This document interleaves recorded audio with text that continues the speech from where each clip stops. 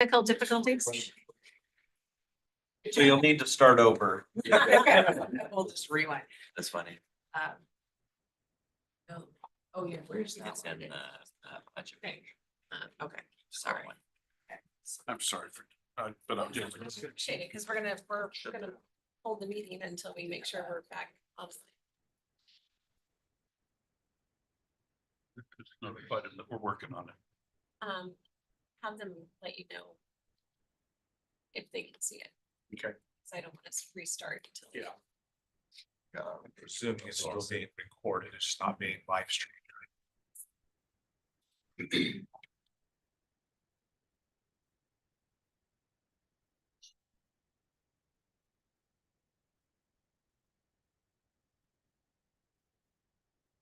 Showing it as Live. live to watch it, yeah, We're live now. okay, very good.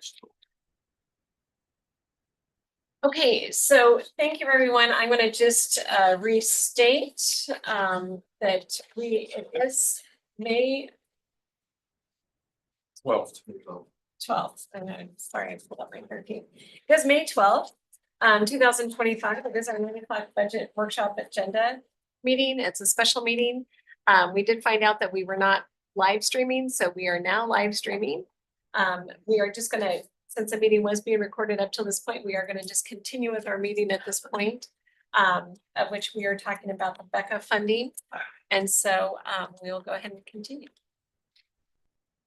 I think I was just starting to say that we all rely on each other. For example, my staff can't get in a case managed if they don't get processed by the rest of Okay. Thank you. I think that's important for us to know, how it. There's an administrative part to all of this before your team can go out and work with these youth to try to find them. So.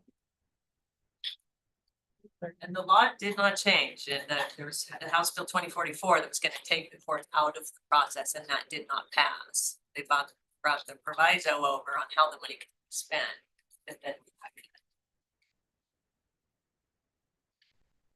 So do we have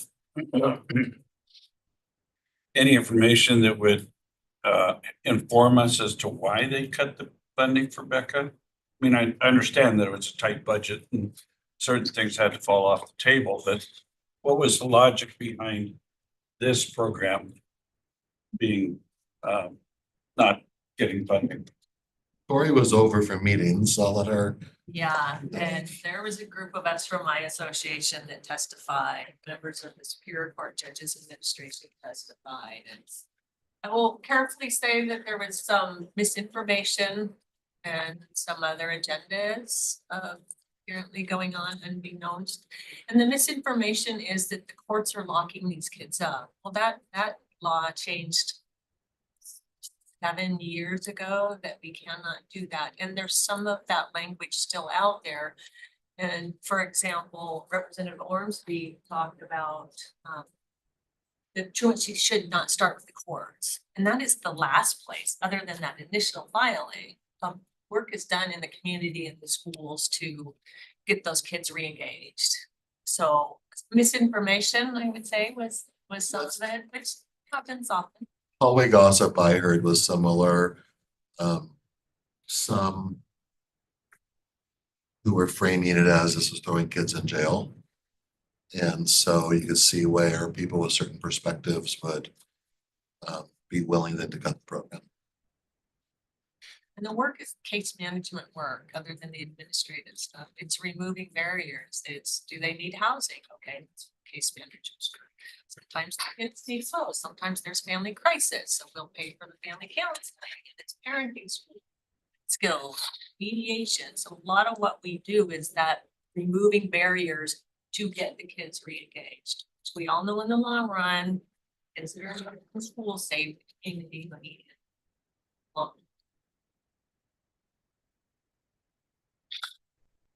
So they're not, I mean, I guess, that's that misconception. So they're not, I mean, it's coming in again, that's why I was kind of trying to look through the process. It's coming into Superior. I guess I'm still confused. Does it go to the prosecutor's office first or Superior Court? for the truancy, it goes initially to prosecutor's office. They represent the schools. Yeah. Okay, and then the prosecutor's office, and I see Preston joining us. Thank you.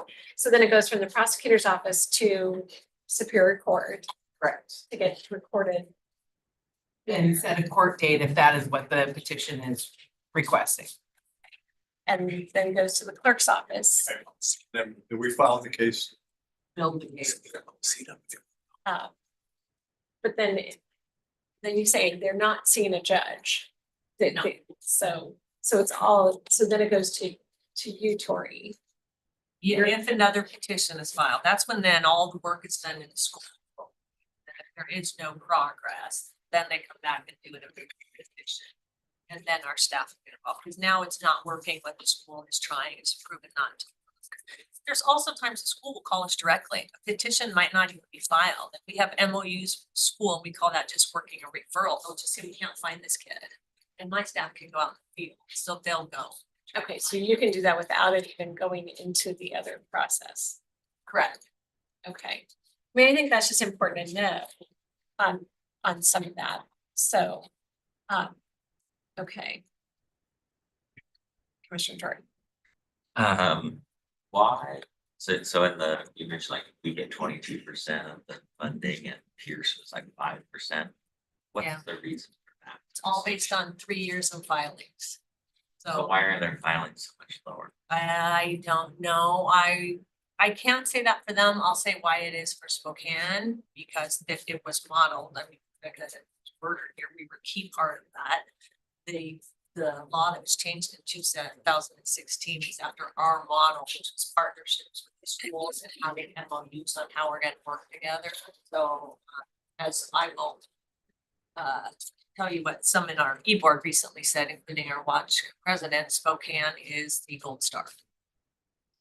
And I'm just kind of reading a summary. I'm not an expert on Becca specifically, but is it correct that the law requires the school to petition for truancy in a certain number of absences? It does, and statewide, only 10% of eligible, I'll say eligible to be filed on. It's required. It's required. That's not good. 10%, that's high. Now in Spokane, I don't have that exact data, but it's obviously by just looking at our numbers, it's higher. But as the courts, we don't have a choice. The law requires the schools to file Yeah. a petition after certain criteria are met, and we have to process that.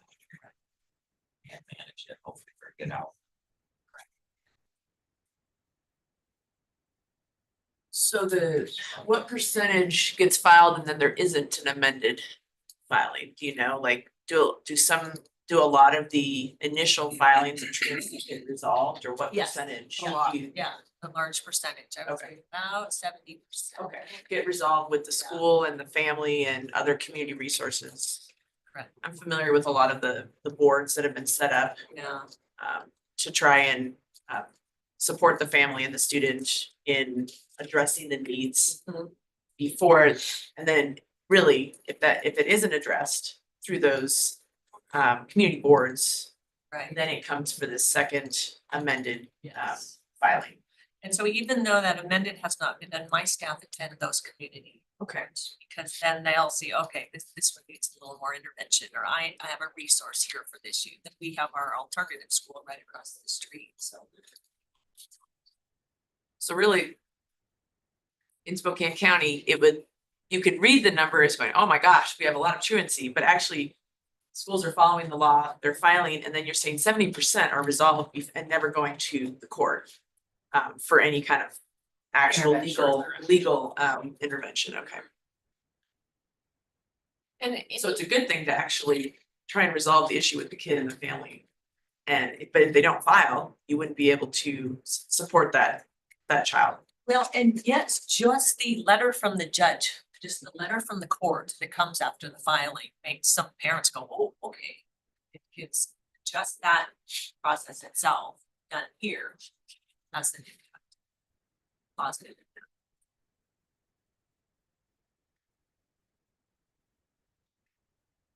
Clarification. I'm sorry if I missed this, but what is the total, do we know the total cost of the program here And then what is the size of the funding cut? Or do you have the sheet that Tessa passed out? And the boy is up to right. The box. That is just salaries. So this. So you'll see on the bottom part, Got it. it says Becca cost, Becca award. You'll see we've averaged about 1.3 million a year. That's gonna vary since it's based on the cases. And then because the state's on a different calendar fiscal year than we are, we split 25 in half. So the first half of 25, that is our percentage half the year. If it cuts by about 70%, which is our estimate, the 198,000 would be what we receive for the second half of the year. So if you add those together, it gets you down to that 861 right below the box. Which would show then, we're 460,000 short this year. In the out years, the assumption of how much we would receive, cumulative over our 5-year span, we look, it's about 6.6 million. And as they've said, there's other funding that also goes into Becca. But this would be the state portion that is no longer right. What's the other funding? The other 200,000 you mentioned, is that general fund? Yes, some of it was our fixed costs, our administrative costs, but we don't have those anymore, so it would be all. general funds. And that's incentive, mediation, family counseling, a lot of those interventions. Do other departments have additional funds? We pay for interpreters that we're required to out of these funds, so that amount would go away. It's not substantial. I think it's 7,000 per year. So again, not a giant hit. And I think it's important, and we've touched on this work is still going to be here. I mean, just because the state funding is going away, the work does not. Now, perhaps the schools will file less, not follow the law the way that they're supposed to. And we'll see a trending down of workload, but numbers don't show that. And so I think that that's important when we talk about a program. It's not something that we can choose not to do. It is required for the schools to file and for us to process the petitions. And our numbers are going to exceed this year. It looks like they were pretty high, 21, 22. That's because the school districts actually lost a lot of kids. They did not return to school. So higher filings than in the COVID year, right? So yeah, post-COVID is high. They have just gone up the last school year, 22, 23, 23, 24. And if we stay on this track, which we will, this tends to be a higher filing time, we will surpass last year's filings.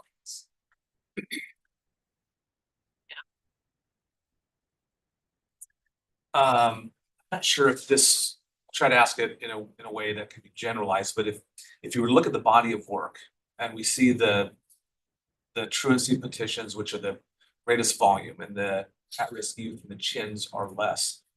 Can you quantify kind of percentage wise, where is the greatest body of work collectively in the county, or the amount of resources?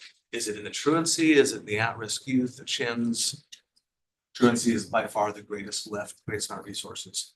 So For me, I have 3 truancy case managers and 2 admins. So hypothetically, what happens, Ashley, you said the work's not gonna go away. What happens if the county does not have resources to handle the work because there's no funds that are being provided from the state? I'm not sure. I don't believe that we can tell the schools that they can't set their case for hearing, so I would still have to devote court time. I would need legal to look into if I have the choice to tell somebody that has requested a court date, no, I'm sorry. I don't, we haven't been in that position before. When Becca was first funded, in 95, I believe, it was an unfunded mandate, and there was a lawsuit that that's how Becca was funded.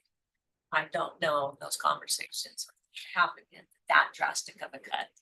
Again, question for legal, but that was successful.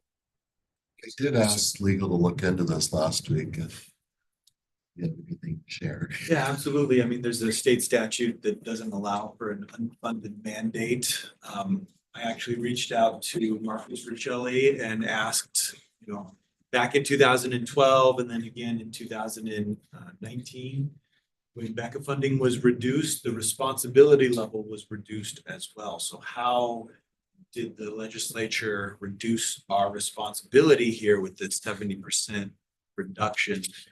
It's not exactly clear to us at this point, other than chins and at-risk youth seem to present a lot of liability to the county if we don't follow through with those responsibilities. And so truancy seems to be the area that is a little less risky for the county if we reduced services in that area. Just remind me what CHINS stands for. Child in need of services. Those are, that's filed by the child. Correct. Most often that scenario is unhealthy, traumatic home life where youth is able to get out and find it. It's going through the court to allow this youth to live there. So there are other counties that do not pursue BECA goals as aggressively as we do. I wouldn't say that. I would say there's other counties where the filings are not as high. So they don't have the cases coming in. Right? I was just trying to figure out what it is that other counties do is not consistent with what we do. And is there a lesson learned there? Or are they just ignoring the law? I know So- some is ignoring, some is education. Because Spokane has been involved in these models for so long, law enforcement is aware. So when they're going to their homes, they're saying, there is this at-risk youth petition you can find. There's partnerships with schools and this model having this legislation based on Spokane. A lot of it's just more education in our community. Schools know about the CHINS and the at-risk youth. Some of it is information, some, quite frankly, from my counterparts here is just ignored. We also have a little bit of collaboration with the department, so coming around CHINS and at risk, because that's a requirement in there. And they're collaborative with that. They don't want these kids in the dependency system, so they're gonna work with this system.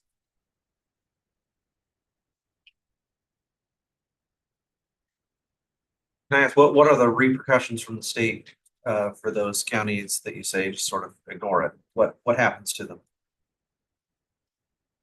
Okay.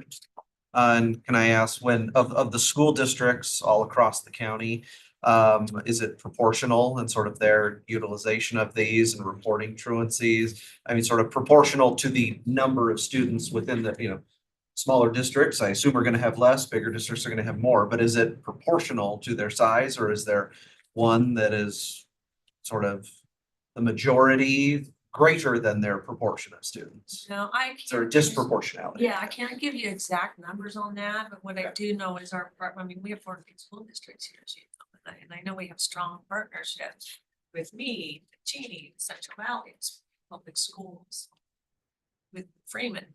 So, yeah, I would say it's fairly consistent, but I can't, that's anecdotal. Just what do I know our work with the staff and our MOUs. It's fairly consistent. I have a little information on that. So there's a Washington State Institute for Public Policy. This is a 2009 report, so it's old information. But you've got school districts that are filing 0% of their truancy, all the way up to 100%. Is that statewide? Statewide. So it's the whole gambit, and you've got large school districts. So Central Kitsap, it's got 11,000 students. They've filed 0 truancy petitions. I would hesitate. We're at about 51%. Yeah, I would be interested, there's so much old data on truancy and that's part of this problem. It's why, this has been handled legislatively is it changes to the law to address stuff just like that, so. I think it's great. It is a great example of some don't do anything. Commissioner Waller. Well, I just wanted to follow up on what you were saying, Mr. Folsom, about the state, though. You said there is a expectation that the state will provide funding for required actions in the court system. Can you expound on that a little bit? Yeah, absolutely. It's RCW 1332A 300, and it essentially prohibits unfunded mandates, which was the basis for the lawsuit with this. 2012, maybe? It was earlier, it was before that. They thumb their nose at that all the time. They do. It's like, Again. we pointed to that for years and they just, But you're saying that it has it been, just says thanks. there was Yeah. restored funding at that point or not? It was originally not funded. So that, I think it was before 12 because it passed in 95. I think there was a lawsuit and then a settlement. I don't think there was an actual court opinion on it. Do you recall, Mr. Macy? That is correct. There was a settlement, board members, and it was in 1995 or 96. And that's when we came up with the settlement and the legislature agreed to fund the counties for various services. But I know Wasac was The initiative that 17 or 18 that they were sued again on like the ballot drop boxes, where they were expanding all the ballot drop boxes and another unfunded mandate. And so we're sued again on that piece. Yeah, and they funded part of it, I think. I don't know if they funded the whole amount. But I mean, Wasac has been continually going after the legislature for that. And that's where defense. How long have? Yeah. How long's Wasac been going after indigent defense? right. Right. So I mean, so this is just, again, one more, thing that I think we'll have to, I don't know if you reach out to some of the other prosecutors to know that it's happening. They're looking to, Not yet, but it is definitely a statewide issue. And the difficult thing with this is the more successful and proactive your program is, the more filings you have. And it's the school district that's essentially starting the whole process on the county side, which generates all of our costs. So to reduce our truancy costs, reduces our truancy filings, that doesn't mean more kids aren't showing up for school. It just means nobody's trying to help them anymore. How do we reduce those truancy petitions? Do we go to the school districts and say, stop filing them? right, well, and then we're just letting kids further get through the cracks. Right. So too. Commissioner Jordan. So if there was a settlement a while back, is there an argument potentially that that's the legislature in violation of that settlement? I assume Absolutely. it's written down somewhere. And that was why I asked Marcus Riccelli the question of, well, how are they reducing the responsibility with this 70% funding? Because House Bill 2044 looked like it passed and didn't do enough anyway. There was more strong language in it initially, but those got amended out. And essentially the only requirement was the school district can't file the petition to the court until after 5, which most school districts are doing that already. But it wouldn't, even if it did pass, I don't see how it reduces our responsibility by 7%. So how do we enforce the settlement agreement? We have to sue the state. That would be a good conversation to have statewide. Is Wasac like actively aware of this at all, or is it something that's late breaking news and? I haven't heard anything. I was not at the last board meeting, but for the last board meeting was trained, hired a new executive director. So it was Thursday when I was getting back from DC. And if this is not the topic of conversation for the legislative steering committee. But again, we would not know about it. Right. Because it was part of the final budget. Yeah. Until it was too late. And is there, governor hasn't signed the budget, but I assume there's not really anything to be done. there because it's, the funding's out of the budget, you can't put it back in. You only can veto stuff out, you Yeah. can't veto it in. Yeah. I would like to add a couple of $100,000 here. Yeah. Dang. There are efforts being made to ask AMC administrative office for this significant budget. Support the courts to fund it. And so far, that's not looking promising.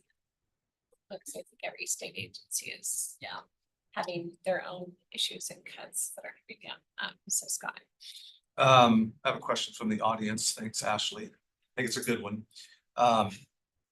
If it's likely that the truancy petitions will not drop from school districts and the body of work still exists and those resources are needed. This is probably a question I'll have to ponder and get back to the board, but what other areas of each of your departments, would you reduce to meet statutory requirements? If there's no additional, I mean, obviously there's no additional state funds, so what would you deprioritize? So these remain prioritized, or would you somehow work with the school districts or whatnot to reduce the amount of resources needed here? Well, that would take a discerning eye, but everything we do is statutorily required. So that would. Then it's just a level of you're following the statute, but there's different levels of service, if you will, that you provide, and you may have to reduce services in certain areas because funds aren't there for it. Does that make sense, the question I'm posing? Well, it's interesting because they're lean enough as it is. You got 3 courtrooms, 3 judicial officers, 3 clerks. That's it.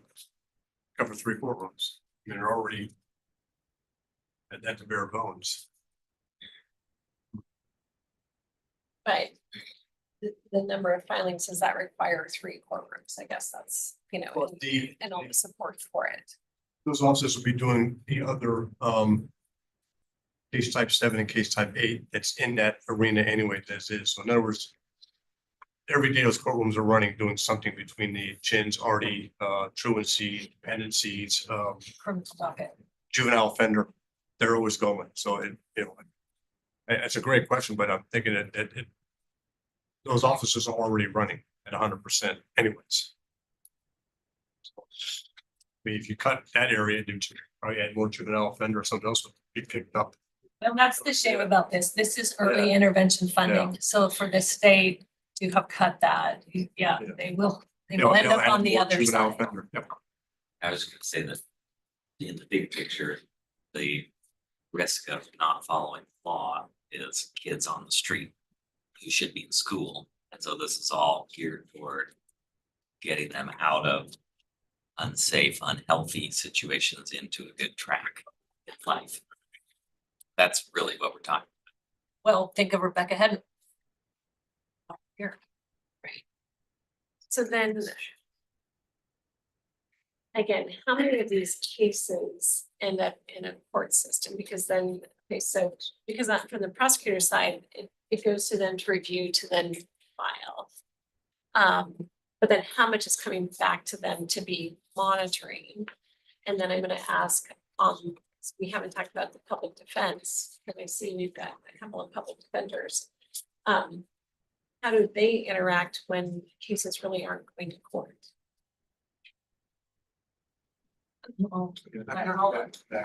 Okay, yeah, yes.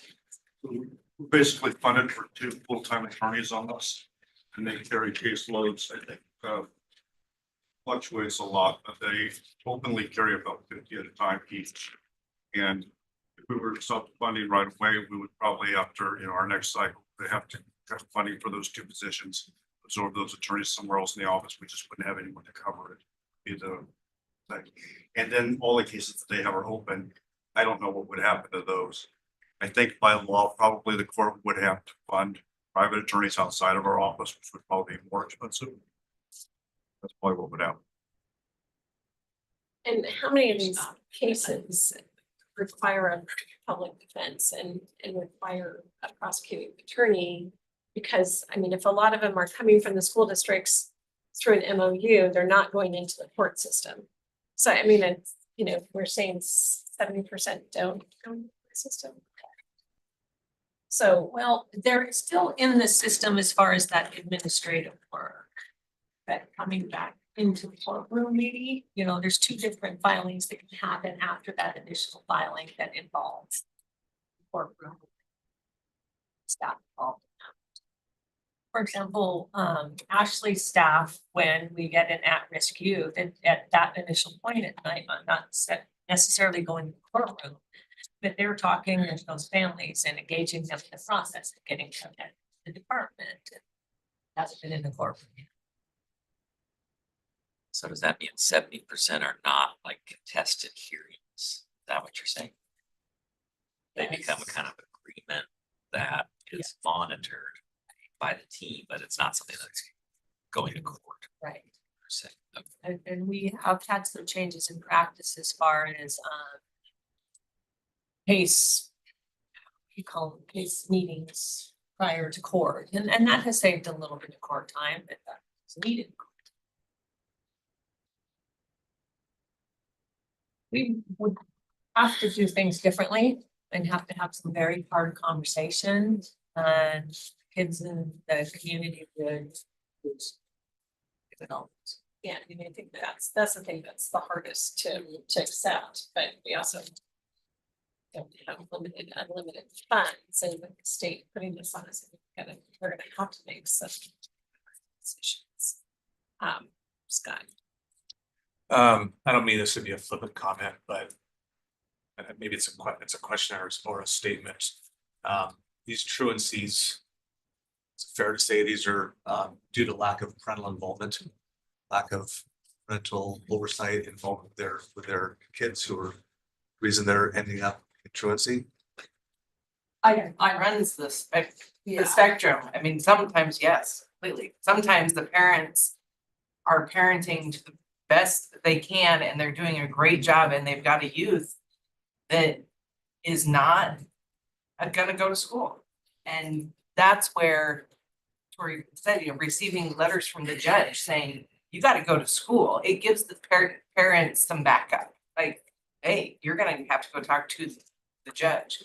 But a lot of it, yes, are kids that take care of younger kids at home. And so they can't go to school, and that's where Tori's team can help connect that youth and the home life with tools that they need to be successful. There's kids that don't have shoes, and so they don't want to go to school because they don't have shoes. I mean, the stories that you hear in these court hearings, it breaks your heart, because these kids don't stand a chance if there aren't people that are trying to help them. And the schools try to help, but again, sometimes it does take Tori's team and the court being involved that. My staff found an 11-year-old boy, barely 11, in a hotel room with extended family. The department had lost them, so to speak. The original truancy petition was filed by the school, but not an amended petition. So this little boy, had not been in school for a year. They found this kid. His first word, a little tiny guy, I wanted to go be with my friends. And so it took a lot of work, but they got that kid in school. They got dad the supports he needed. They got him reconnected to service, and he's in the orchestra now. And just happy. But that kid was one that had fallen through the cracks. Nobody knew where they were. So, you know, because the initial reaction might be like, oh, gosh, you know, do we need to cut back on the counselors that you have? And just have larger caseloads, case managers, sorry. But actually the work of the case managers, if they can actually resolve the issues and keep the kid and the family out of the court system, it saves us money on the clerk's office and the court and the prosecutor and all those other pieces. So, I mean, you can just see it where it's really gonna be tough to figure out how we make this work. Because if you don't try and resolve it and keep it out of the court, the costs are just gonna continue.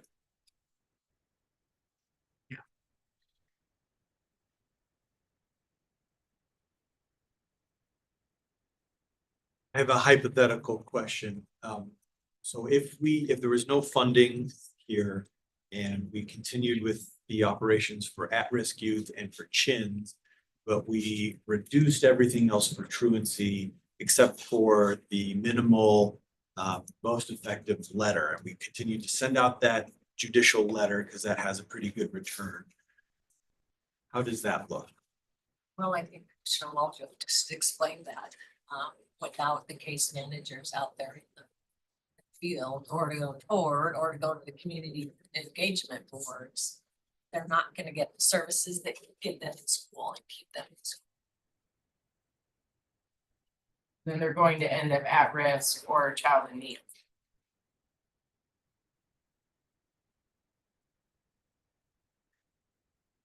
Is that when we get appointed? I don't, It's not Not- until that you okay. actually have a court hearing, So there's. the amended petition process, your team steps in.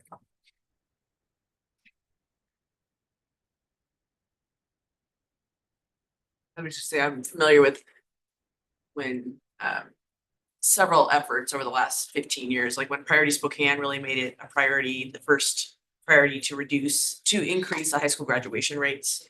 There was a lot of effort and there was some special grants to support these community school boards to help students and families help the students stay in school and graduate, right, within the timeframe. And then I remember there was some more. I was working in the Northeast area. There was some efforts at some of the middle schools and the grade schools to again wrap around, keep those students from having to get into the court system. So I'm just wondering, is that work continuing? Are there other resources or community partners that can help with the case management at the school level with the family? It's not going to stop people from. We're still going to need to file to kind of have that stick to. right, Poke folks a little bit to wake up, right? right. But then I don't know if there's any other funding that's going on at the community level with other nonprofits that are doing supportive case management with the families. Right, I know Innovia has some money, and they put some in truancy and they focus just on the Marshallese population at this time now because of the high truancy rate. I would say that is already the process, that community engagement and those folks going to the community engagement boards at that initial petition to try to wrap around that youth. And that's when our work starts. That's when we get them, when those fail. So I would say there's already those folks that have those community engagement. Wash Northwest putting some funds into that maybe then. Yes. And so that's part of funding, helping from communities and schools too, because I think once kids get identified, then they're bring those kids and those families with that organization. there's all- communities and schools. There's so much work being done at those schools. Which is why we're seeing, 30% return. And those 30% are high need, complex cases with mental health, family dynamics. So at the time we're working with them, it's a high need, high risk case.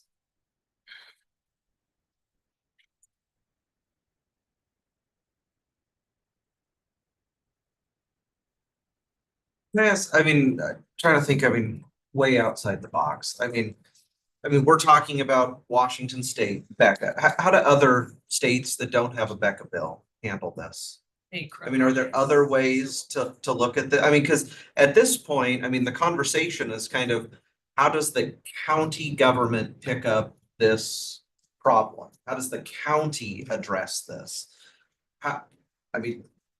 Midwest, East Coast, are there other ways that communities address this than having it fall to the county's general fund is essentially the only option. With the state, it is a state program, a state mandate. The state has made the decision to cut the funding 70%. Looking at our budget, the slide Jeff had of there. I hate to say it here, but I don't know if we can foot the bill for this. So what other concepts, what other ways are out there that other communities do it outside of Washington State? I mean, because this has to be a nationwide problem. You have truancy of children not going to school for whatever that reason is. Maybe they made the decision they don't want to go. It's socioeconomics. It's not having a safety net of the family, whatever the reason is. How do other communities outside Washington State address this? Well, Washington is one of only 9 states that are not state-run court, so the state picks it up in all those others. Anyway, some of those other states criminalize these civil matters, so they'll criminalize running away and then it ends up on the civil side, so the courts get done one way or another. And then, you know, I'm not gonna call any out specifically, but there's some states in the South that doesn't matter. You know? Don't care that they're not in school. But you've said there's some counties in Washington that essentially don't care, The don't follow through, right? schools are not, correct. So, They're required by law. I have not my oversight there. and nothing happens to them though, if they don't do anything. Correct. I think that you could make a case that if a student that should have been reported as truant, something terrible went on, I think there could be a lawsuit against that school. It wouldn't be against us. But and that's the risk that they're willing to take.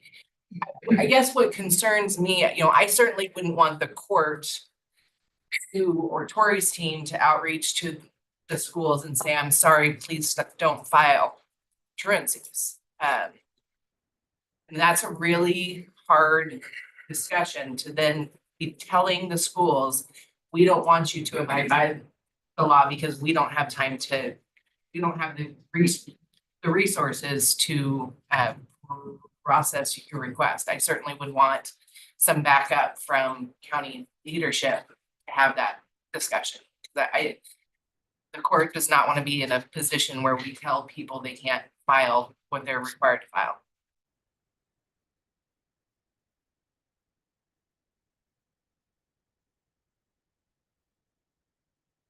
I'm just gonna circle back and say I'm very interested to learn more about this past settlement agreement because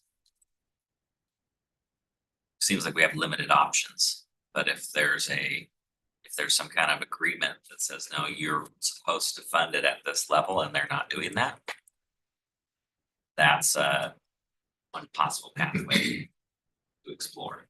But to me, it'd be a shame to just kind of let the good work die and put kids at risk in the community. So just trying to think of what could be done. And I guess the question is, where would we file that since the Superior Court judges are involved in this? I'd have to go back. I'd have to go back and look at where the previous lawsuit was filed, but I'll do some research.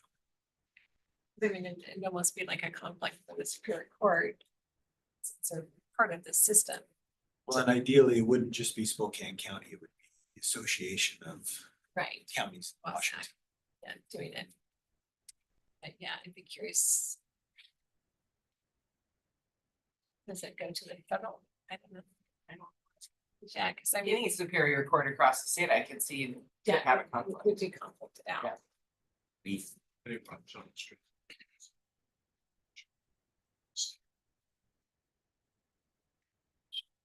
dialogue with the county on this because it seems like from the numbers, they're also pretty high.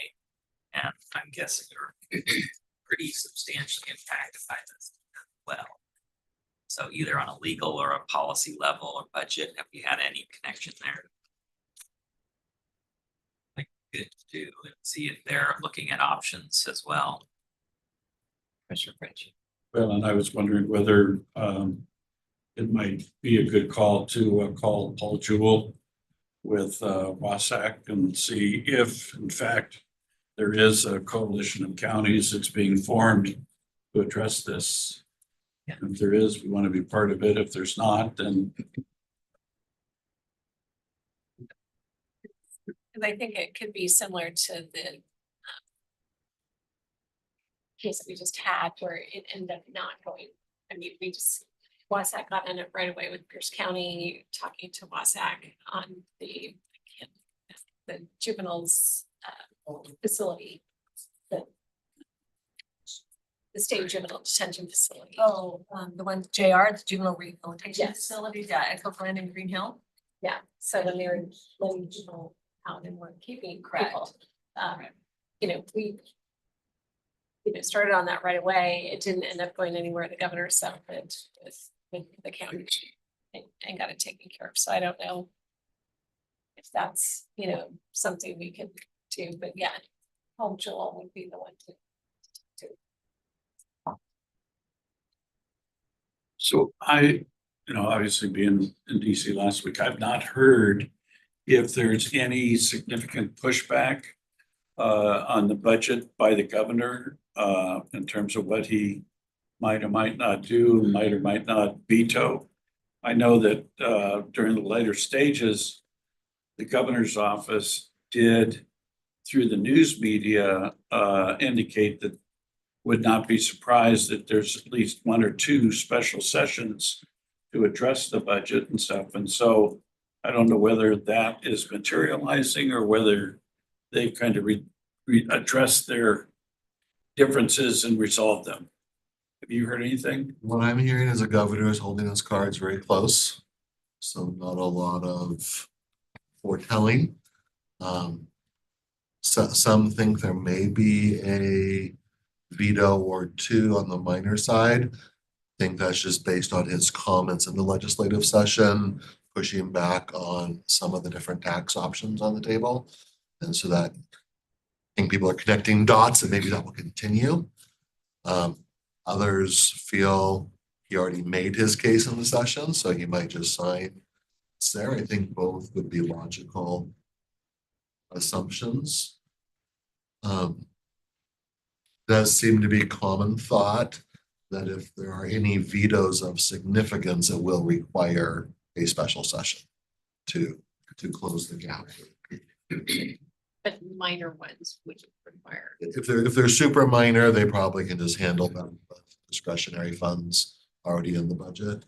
But if you were to veto, say the sales tax on services, obviously that's going to require a special session. The special session, does that only allow for the items? It's like a special meeting here. You only can discuss exactly what is on the agenda. And so they're usually pretty tightly worded to keep them contained.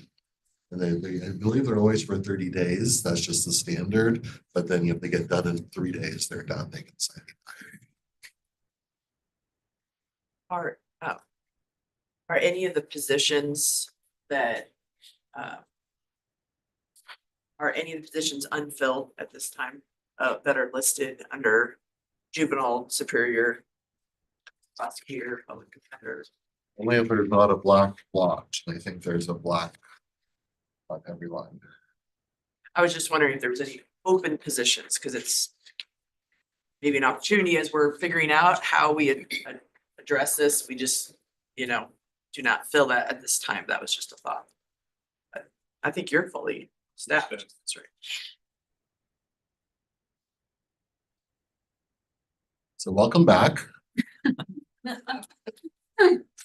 Let's get some angry letters drafted. Let's go. So, Tip of the spear. so it was a 70% cut statewide. And then you did say if there's kind of a formula that distributes whatever money was allocated.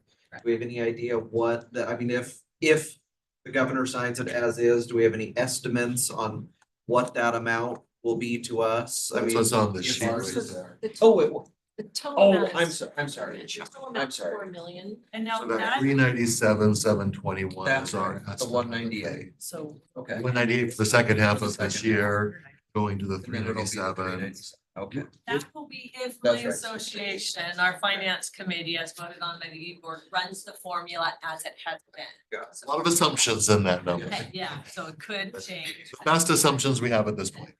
Yeah, good ones. But no indication the formula is going to change, though. If it does, there is a chance, and like Rick is working on that now, but this is such a significant cut that 1 or 2% either way is not gonna. Right. It's not When would we expect that formula to be? We are all in Wenatchee tomorrow for our business e-board meeting, and so they're gonna run some scenarios and then it'll have to be a vote, and then we know time is of the essence, so. And the whole association has to vote. So timelines are gonna be close for everybody, being that this is done June 30th. So I would hope in a couple weeks. No, and again, like I say, it's only gonna be a matter of 1 to 3% change. So this is our total funding, but what's the state, because the state went to 4 million total, Over 2 years, Per biennium. 2 million a year. 2 million a year, and what currently does it cost the state from all counties? Well, we only get to run Becca, we only get what they give us, so we're giving us 14 million over 2 years, so. That's. Of a 7 million annual Right, statewide. Right, to 2 million. but I'm curious, as we make the argument to the state, what does this cost the state? Not just from Spokane County, the entire state for Becca.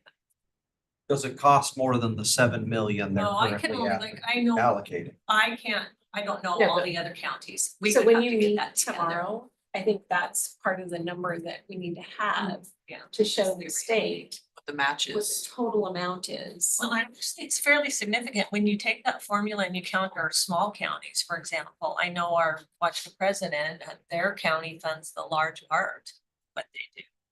They also work off just a referral system, so.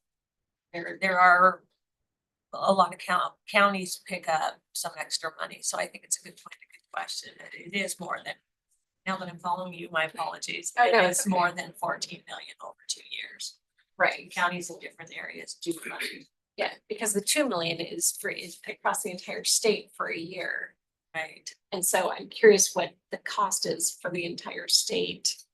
With what they're being charged, because it's all going back to some group. To seek the reimbursement, right? So they should have a number as to what everybody is asking for each year. I think I might be a little confused, and I'm sorry, what they give us legislatively is what they give us. We run it through the formula, and if it takes more in different counties and they can't fund it through general fund or under sources, then that's it. They only get what's legislatively allocated. So I guess I'd like to see what the total allocated formula amount is.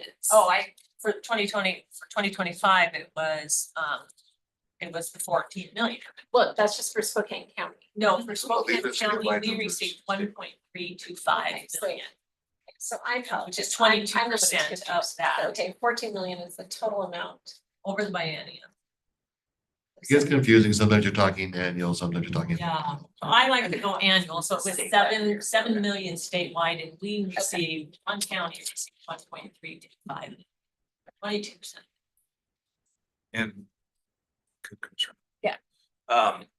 Is the 1.3 represent everything that the county spends on Becca? No. There's more than that, right? And is that a quantified number? I know in ours, it's rough, give or take, 10,000, either way, it's 200,000 just to do.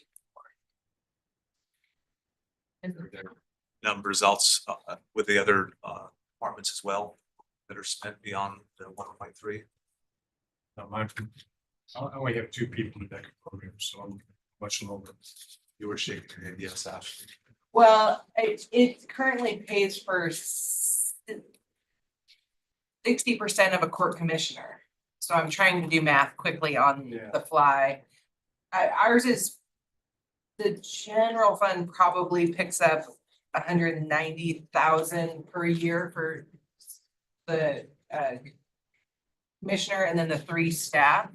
And Tori's team, we are required to do time studies each year, if not twice a year. So that changes periodically throughout the year. But I would say ballpark about 200,000 is currently being spent from the general fund for these positions in Superior Court. 400 about public defenders. Anything beyond the 2 positions that you likely spend on. There's listed about $4,000 for legal services, but it's not. And Preston, any ideas for prosecutor? You think you spend anything beyond that?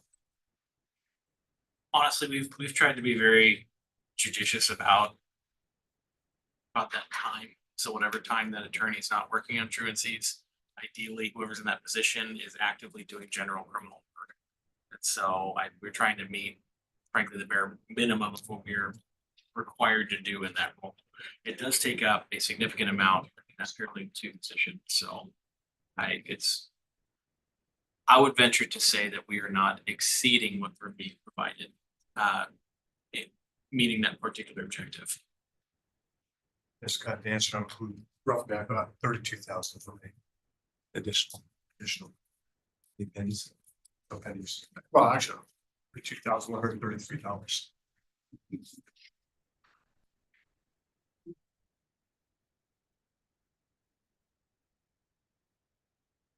Then I was gonna ask, I mean, so when you come back, after you speak with your cohorts in the other counties and we kind of nail down some stuff, once we see when the governor, you know, what he signs, what changes, what doesn't. At some point in the future, can you come back and show us what you can do with $397,000 a year? I mean, we're talking, I mean, that they're still giving us nearly $400,000 a year. I mean, it's nowhere near what they currently are, but I mean, something can be done with $400,000, and I think we need to know what that is. So. You guys know this program better than we do.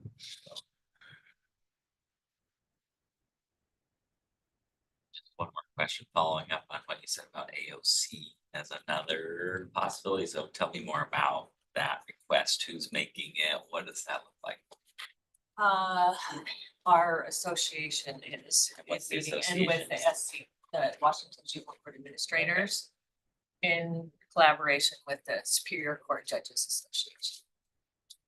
My understanding that it's not looking promising.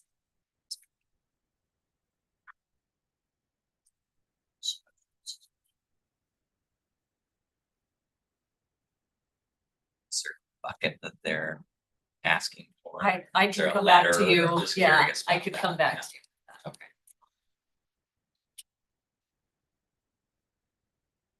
I know at this point, AOC's budget persons asked if there were donations that we could get, and we can't do that. So that's what I mean by not promising. I guess the other thing then too is to look at what has happened in 95.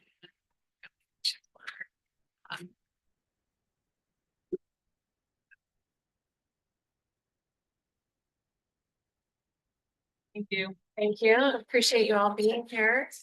Yeah, I think that's just it's a sign of other things to come.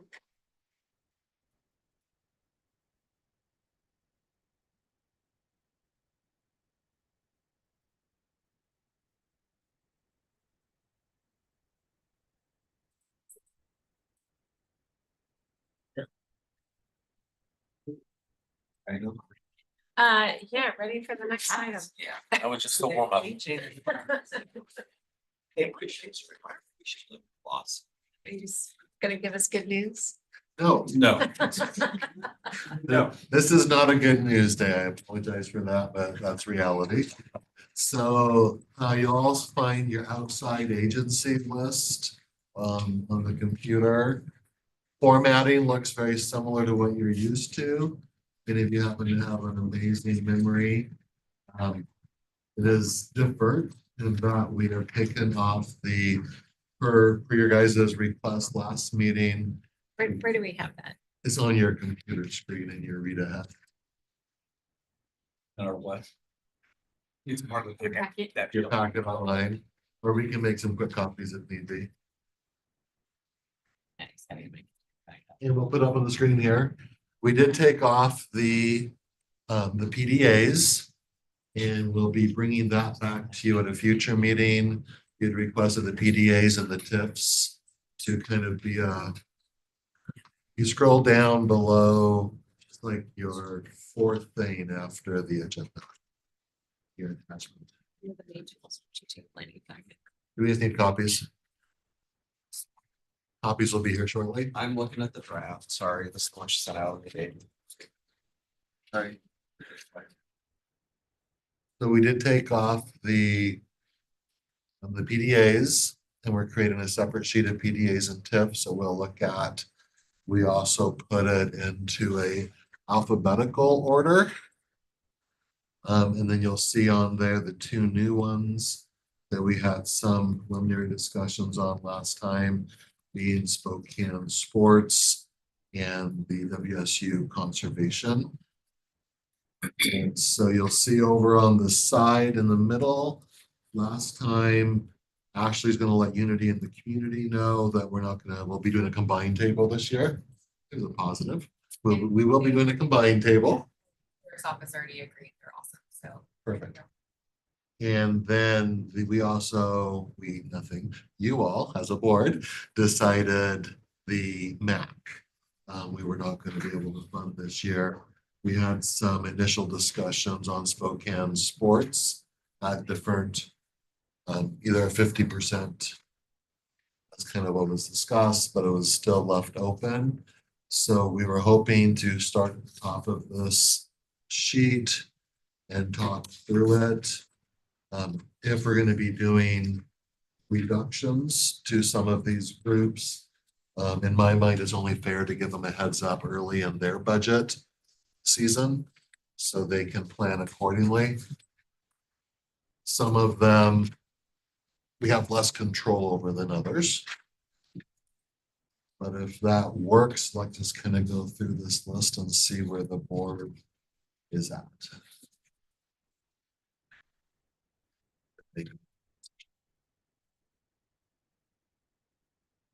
I don't. The top one, the Air Pollution Board, my understanding is that is one they set their budget and we pay a percentage of. So unless their budget is reduced, that one is what it is. Am I correct on that, Commissioner French? With the Air Pollution Board, don't they set their budget and we pay a percentage thereof? Yes, So that's the not, percentage is based on population. so that's not Yeah. one we really have. Anything that we can do today. And I have asked our CFO and their director to meet with Jeff to explain how and what we're required to do from a state and federal requirement standpoint. And I've also asked them to find holes to reduce the budget amount so that we can reduce the assessment amount. And it's my understanding that they are meeting with you later on this week. I believe it's on the calendar. Yeah, Can't tell you exactly when. to go through that process and Maybe see next- where we can achieve some economies. Well, one other thing I forgot to mention on the sheet, the 2024 column. Jason went through and updated it to actuals versus the budgeted amount. So 23 and 24 are both actuals. 25 is the budgeted amount. That was another request we received the last time we looked at this list. So after we meet with Air Pollution Board, we'll report back on that. The next one is AGC Head Start to Construction. Been doing 25 a year apprenticeship program, economic development.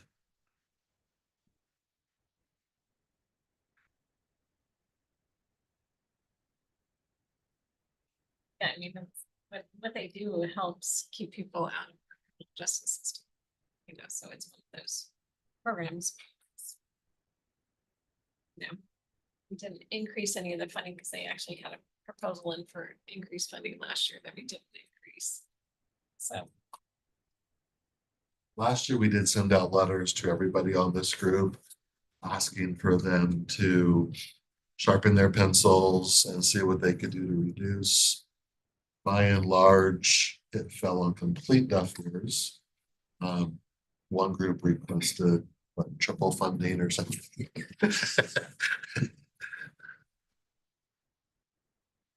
So, with regard to the I-90 Aerospace Conference and Expo, you can take that off the list. We will fund that through S3R3 like we did this year. And we do have a booth, and my participation will be through S3R3 and not through the county. And then we have in the past indicated to Chase Youth Commission that they needed to reduce their budget request of us. And we talked about walking them down slowly, but we did not talk about where did we end up at. But they have been aware that from a budget standpoint, we're going to have to look for some economies. So this should not be new news to them. There's some question in my mind with regard to the children's waiting room. I was originally under the impression that that waiting room was being provided for jurors and moms and family members and their kids that have to attend jury duty. And recently found out that it actually is being used for more than that. And so wondering, what is the scope of services that we're doing through the waiting room? And has that scope of services expanded to where, you know, we're now getting budget pressure on that because you've gone from 83 to 107 in 2 years? And what's changed to make that such a dramatic increase in cost? My understanding is that one is more for family court issues, parents in maybe a custody battle. Maybe there's been domestic violence. Something's being said the kid doesn't need to be hearing about. And it's more for those family situations. They're right up from this year's funding for the outside agency's money. It's a safe place for children between the ages of birth and 12 years old to stay while their parents are engaged in sensitive legal issues on the courthouse campus. Children are cared for by trained staff. Available Monday through Friday, 8 to 5. Every day that the courthouse is open. Jurors are also available to leave their children there. Those go to two pools. Well, I understood originally the need for it for jurors because we're not paying them anything and they're taking time off of work. And so they need to have some kind of relief for their children while they're serving the community and jury duty. But family disputes and other things, I mean, they've got to have extended family to do that as opposed to relying on the county to provide that service. So I just wonder if there's a room for us to, you know, get back to serving the jury pool and not every other use, because my gut tells me it's more about Mission Creek than it is about. You can have a conversation with them and find out. Suggesting perhaps members of the general public have gotten wind of this and could be dropping their children off. Well, or It's that, a little tongue in cheek. that if there's a family dispute, they're using this as opposed to using family members to deal with that and stuff. So I just One of the things we could look at, I don't know what this is a fixed cost model, so we staff 1 person, 2 people, 3 people, regardless of the number of children, or if there's an increase in the number of children in there, that's what's driving up the cost. So that's the one thing we can look into. I think you usually have to have 2 just for liability purposes. well, and this is going back multiple years and maybe even back before Josh. But I'm sorry, before Commissioner Kearns. Where the scope of that service was a topic of debate for the board. And, you know, we decided at that time to limit it to the jury pool because, you know, clearly we're asking people to give up their time and work and to have them also have to pay for childcare. I mean, their payment for childcare is greater than what they're getting for jury duty. So it just didn't, so that was the logic and the reason for why we were providing that service. But I do wonder if the scope of that service has been extended to something well beyond what it was originally intended to do. We can get some numbers for you, find out what the count is, maybe when they are offering services, maybe it could be 10 to 4 and 7 to 9 to 5, maybe Fridays are slow. You know, we'll get some more information, bring back. And we I think it's probably the increase is my guess was the just rising cost of paying hourly, Yeah. hourly Wages wage gone up for a the lot. work. Cause I just did quick math, like X number of weeks a year times 40 hours a week times 2 employees times 2, not high hourly wages, but it comes out to about that dollar. So, I mean, I think it's a pretty important service to have on the campus, but I think it's always worth talking with them about, is there any way that we could, are there hours when it's not being used that we could scale back? Yeah. will. I'd be happy to kind of get the context and history and information as well. So good questions, I think, to look into. I would be just thinking about the fact that there's a lot of traumatic information, right, that's talked about in a lot of our court hearings. And there's a lot of folks who might be single moms or something with a weak support system, and that's really important for that kid not to be in the courtroom when things are talked about that they don't need to hear. So just keeping that in mind too, but I think it'd be good to get more information. Back up to Chase Youth Commission. Any thoughts? Yes, for the children's waiting room, I'm sorry. And if there's any information, I mean, how common is this across 39 counties? I mean, is this something that every county has, or just larger counties? I mean, I'd be interested in knowing kind of, I mean, are we the exception here? Are we one of the few counties that offers this service? But it'd be interesting to know that. Question on that, and it's Vanessa Behan, right? Yes, they operate it. So Chase Youth Commission, Commissioner French has talked about, they've been forecasted the possibility of a relocation. What are you guys thinking numerically?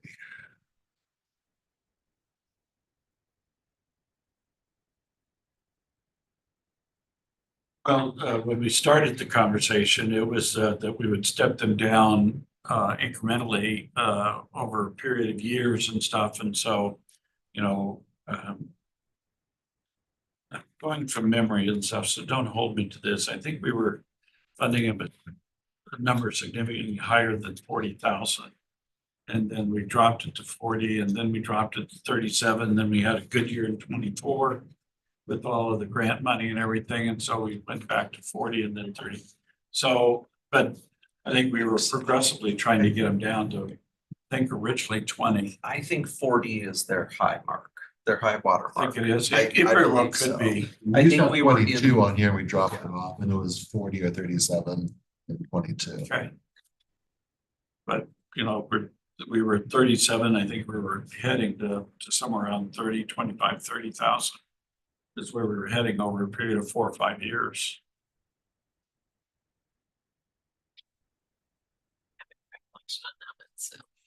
No, I mean, we can certainly put yeah. it 35, or if we're trying to get them to 30. I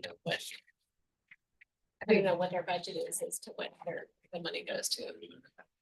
I mean, I'd be okay with floating that to them, going down to 30, and then, I mean, they have opportunities, they're a nonprofit, they have opportunities to raise funds from the community.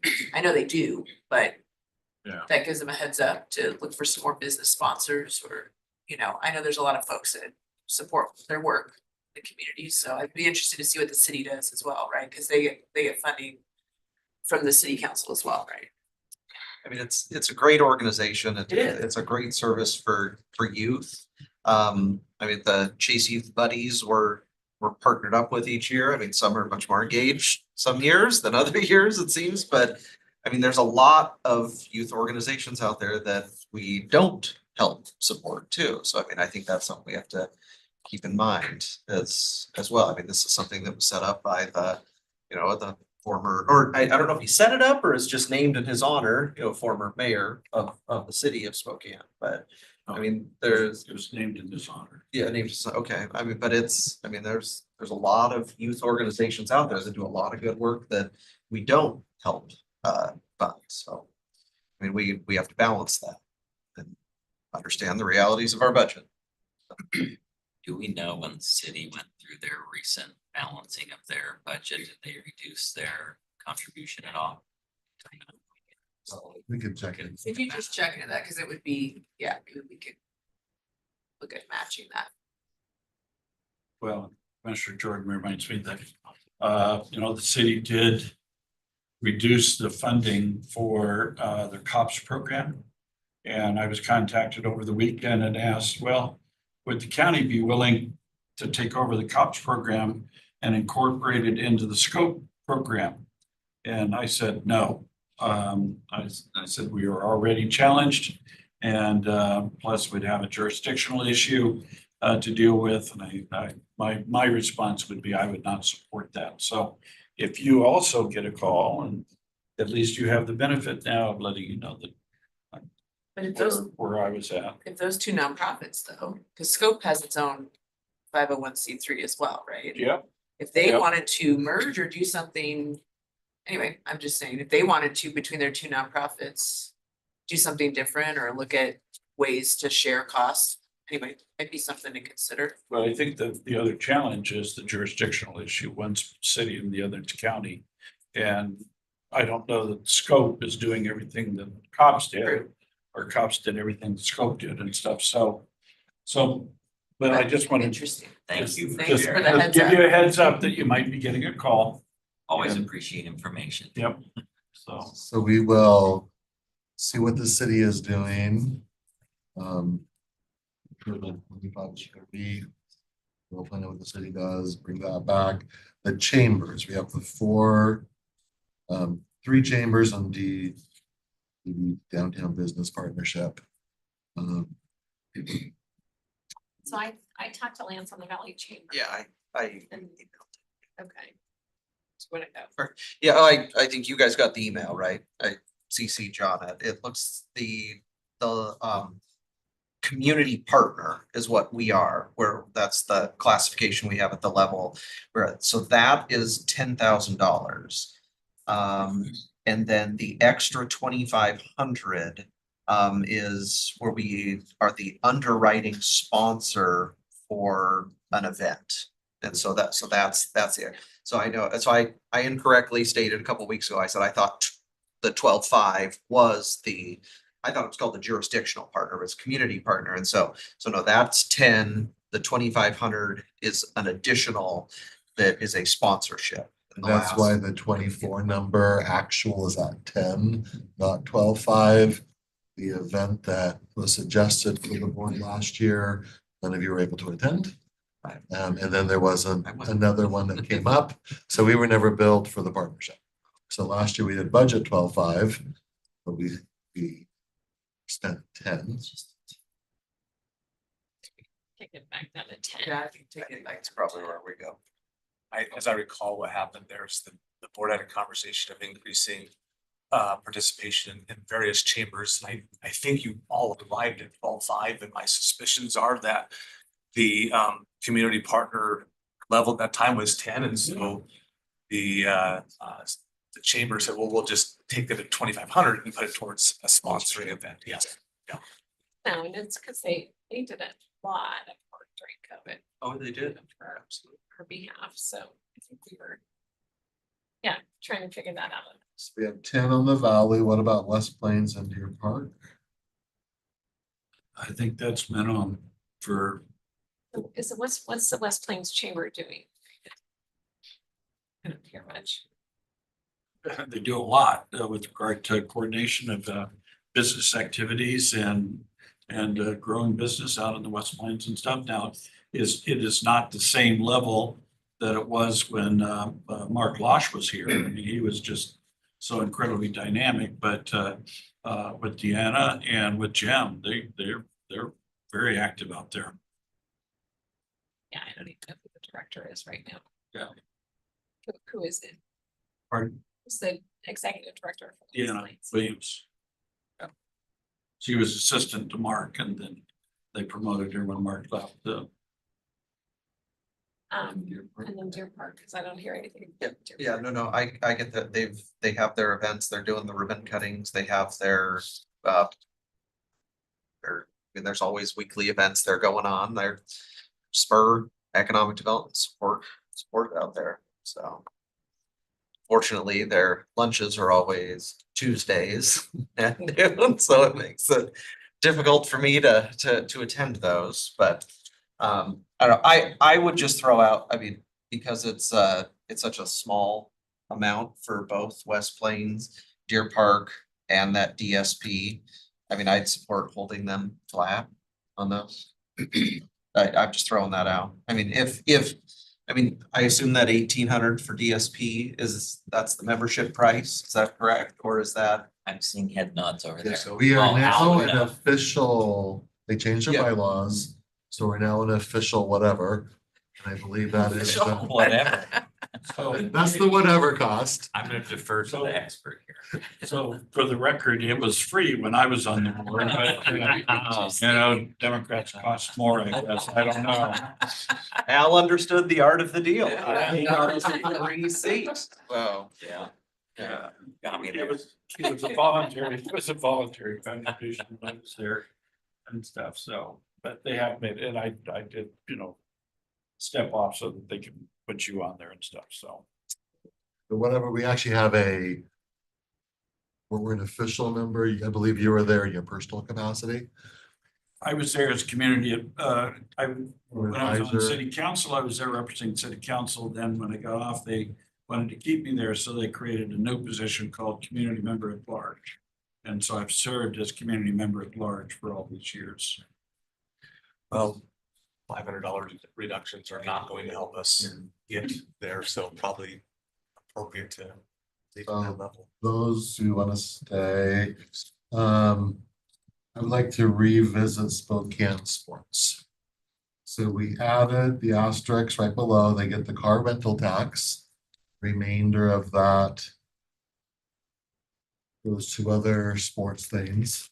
The tourism promotion area, which is listed here for informational only, it's not general fund. They received 1.8 million last year, although our budget came in at 1.4, almost 1.5. You'll recall there was a percentage change between what the Spokane Sports gets and what Visit Spokane gets. The formula went from like a 28 to a 34. That decision was made late enough in the process, it wasn't reflected in the 25 budget. So we do expect this year's actual to be very similar to last year's actual. So 1.8 give or take, it might even go up a little bit to 1.9. And from what I'm hearing, we're doing fairly well this year on hotel room. Hotel rooms being booked. So if you were to wipe out the car rental tax, they're still receiving a large amount of county funds for what they're doing. The car rental tax could be used for plans ferry operations, which would save general fund.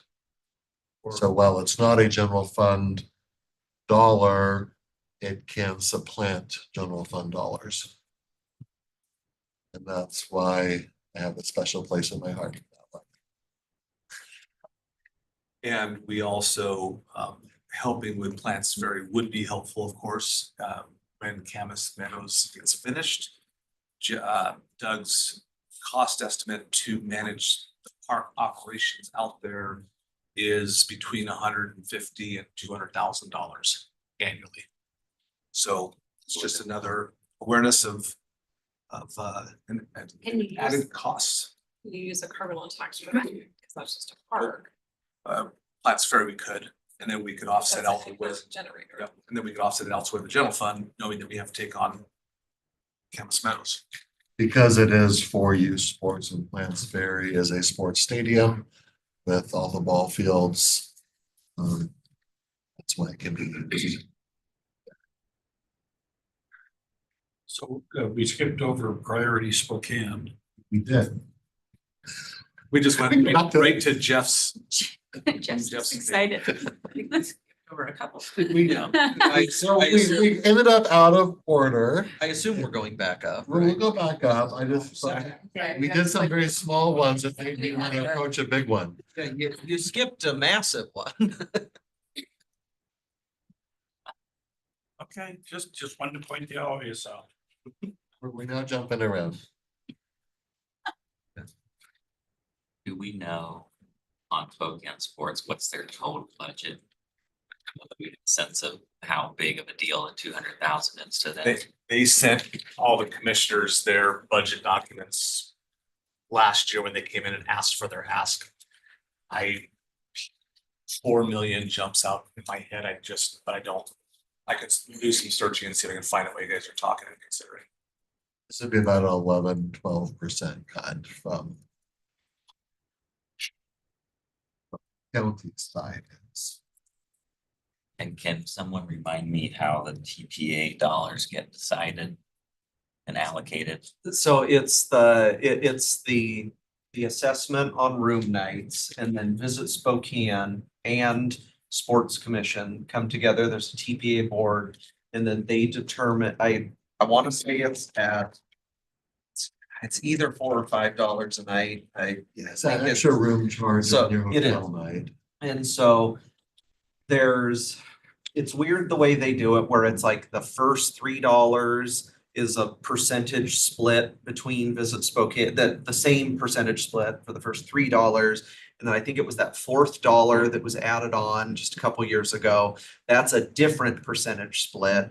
And so, percentage of it goes to Visit Spokane, the other percentage goes to Sports Commission, and then that final dollar, it's a different split. But again, split between the two organizations. They're very cordial. They come to that agreement. It's not an adversarial thing where they're fighting. No, I want more. No, you get less. I mean, it's very collaborative on how they split those dollars, but it's the tourism promotion area, those TPA dollars, the room night.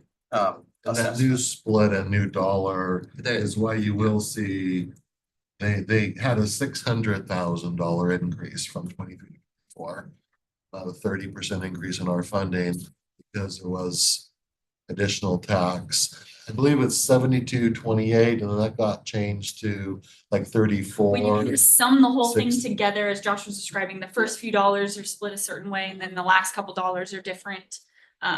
Yeah. Near a 70-30, but give or take a percentage or It was 72.28, now it's more like 68.32. Did you just If say? it's self-imposed. And Visit Spokane. We only have like 2 or 3 hotels in the unincorporated area. The majority of it is in the city and the valley, so. And Visit Spokane gets the larger chunk of that. Yeah, And they're the on. Valley did pull out and make their own TPA as well. So it's the city of Spokane and the unincorporated jurisdictions. So what you're saying though is that you're anticipating that they would be receiving, if, tourist numbers are good this year, about 1.8 million from the TPA, okay, match, or the TPA split. That'd be their share. So they are getting a lot more funding with that increase in the hotel. If you look back to 23, they were at 1. They have had a significant increase. Their revenue budget that they have sent to the commissioners is about 3.4 million. So this would represent about a 6.5% reduction. Thank you. And we know our budget gap, potentially updated from this morning, is about a 9% reduction we're going to be looking at. Calvin. Any thoughts or decisions to be made on Spokane Sports? Take their money and one. We have a nicely worded letter. So, I think we're gonna be asking all our departments to try to look to that, that we could. Look to that as well, so. Yeah, I mean, this is funding that I think needs to. I mean, we're limited on how we can spend it, but we have needs here at the county and that I think needs to be our first priority. So yeah, no, I think we need to. Your concept of shifting that to something like Plants Ferry, I think that's what we need to do. And so yeah, I'd support bringing the 220 to 0. And especially, we've made major investments and are making major investments in Plants Ferry, so. and we've committed to matching the million that Senator Richelli got us. I did others jumped on it too, but since he carried the heavier. load of that left. So this would also help on that. It's not that it would help, it's gonna allow us to keep that promise we made to, Because in order to secure those funding. Definitely for us. so that one, we will notify them. I'm okay with doing that this year. I think in the letter though, like I would welcome if there's a specific project in the future. You know, not in 26, but if there's a specific project, you know, maybe coming back and really pitching that rather than just a general dollar amount. So that would be, I think, a better approach in the future. Like, oh, you know, we want to make this expansion to the podium or we want to do something with the cross-country course for 50,000 or, you know, again, having something be more tangible. Thanks. Would I be think this, helpful. the sports commission that was really just marketing. They're not doing specific projects, they're just marketing projects. Bringing in the tournaments. Right. Trying to land those large. So when they came in, Sports they were events. asking for the cross-country course on behalf of the city of the Valley. So it was not Right. them doing it, it was the city of Spokane Valley. That's actually doing the capital side of the.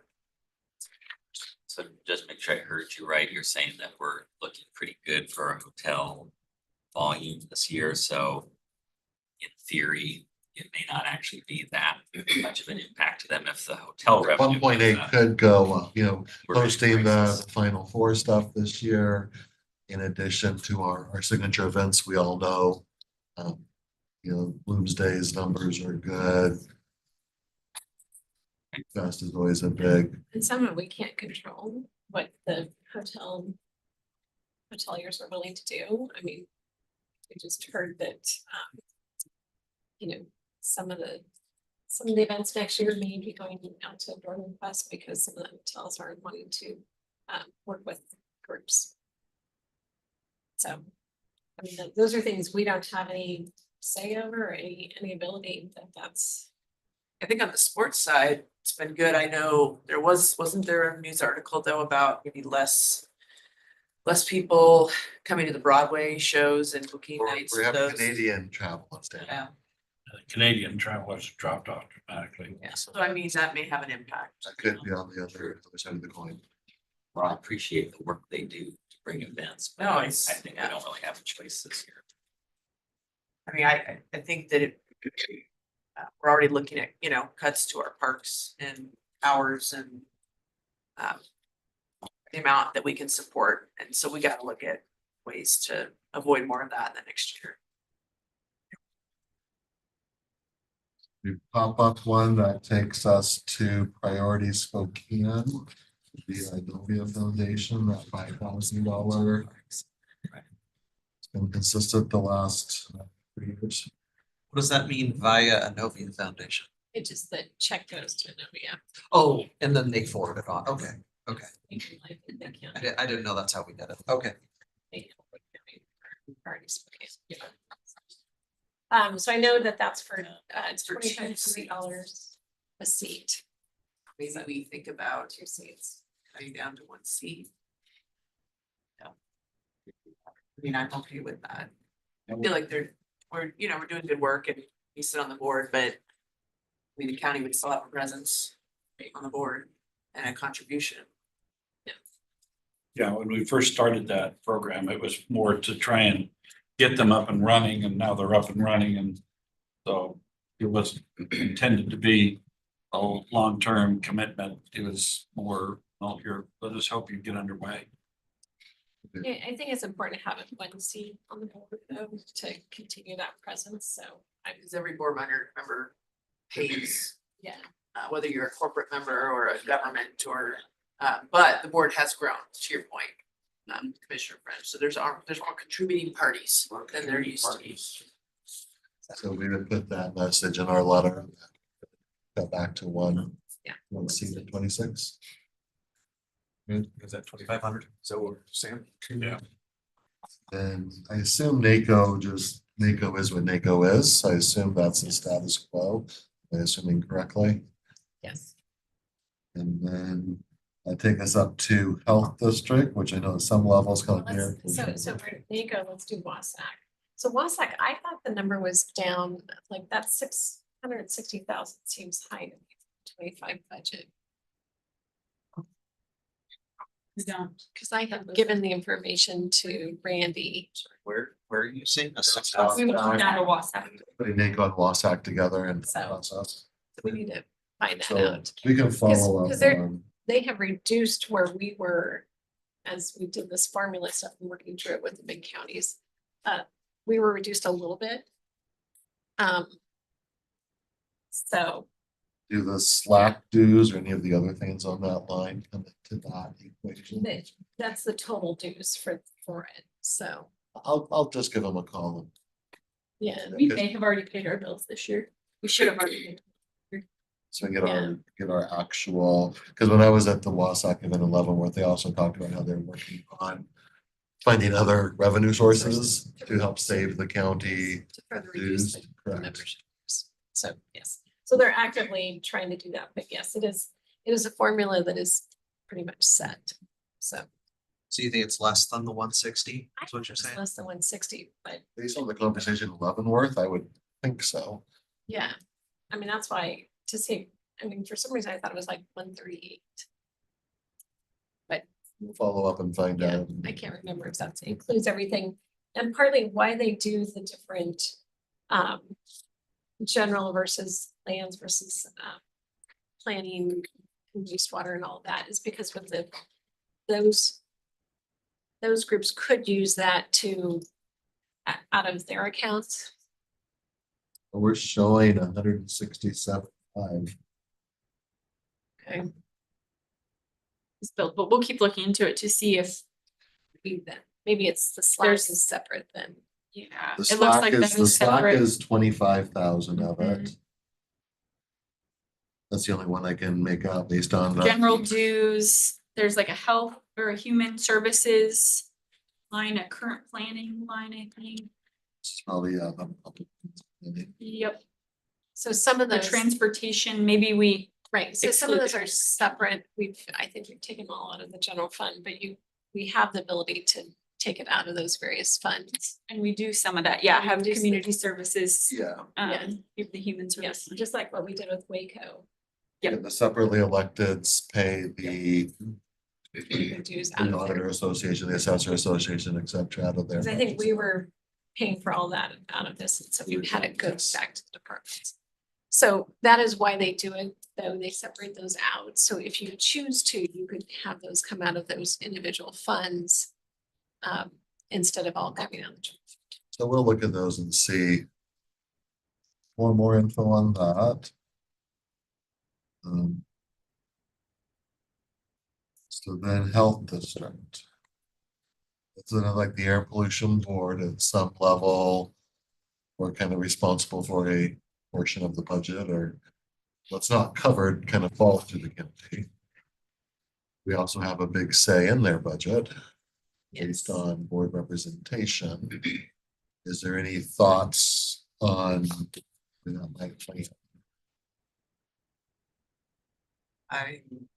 gonna have to see what happens at the federal level.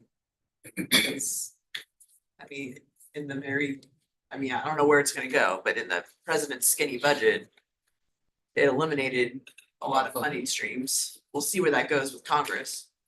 But I mean, it could be. I was communicating last week when I was in DC with Kim and Dr. Thompson, and I mean, it could be major cuts to HIV program, I mean, a lot of programs. So I think we just have to see also what shakes out with the state budget. Because I do think there were maybe a few potential cuts there that they're waiting to find out what happens with the governor. So anyway, I'm just saying, I'm, you know, we're gonna have to look at all angles and programs, but I am concerned that there's already a lot of cuts gonna come down. So, but we'll know more. They've been looking at every line and running every number so that we're prepared. Right. And I think we're gonna have to look at like $1,000. But that's just me initially thinking through what was part of what the general amount was paying for last year. You know, thinking that they're a department of, you know, kind of their quasi department of ours that we're asking. them to Oh, cut. right. So, Some of the not required elements. Yeah. Yes. so, Because they make it very clear, there are certain programs that they operate there that they can only fund out of the local dollars. And I think we need to look at Right. those, we Look at need to those. evaluate the importance of those, and is that something that we're willing to save kind of at the expense of something we cut here in this building, so. I think you guys got the email from Kim, because I had also sent one to Kim and CC'd you guys on it, so you got those as well. That's one kind of a TBD. We'll see where things shake out. That Hold would- on, Jeff. Because- If I could, Commissioner. yeah, and I would just say that's on the general support, the TV support were required by statute. And that's, I don't know if it's formula, that's more activity based, right? It's- yeah. So where do you want to go just to kind of get some clarity on health district? Does the board want to set today a prescriptive X hundreds of thousands of dollars reduction that informs on the budget discussion of the health district? Or do you want to, the three commissioners who are on there, steer that conversation to try to get an appropriate reduction, but it's unknown to us today? There's a lot of moving parts. Would it There be, is. would it be worth having Kim or Alicia kind of come and present to the five of us here on sort of where those local dollars are going or what those programs are? I mean, I know the health board is going to, you know, in our roles in health board, there's gonna be steps that are gonna have to be taken there, but just for the five of us to have that understanding here, is that something that could be valuable? I think could be valuable for the rest of the board. I think as the chair of the Budget and Finance Committee, I think I'd like to give them kind of a round number as to what we would like to see Okay. in a cut, just so we can start having that conversation as, you know, as the chair of the Budget and Finance and start talking through that, what would like a $200,000 cut look like? Percentage wise, that would be ballpark of what we're dealing with internally. Yeah.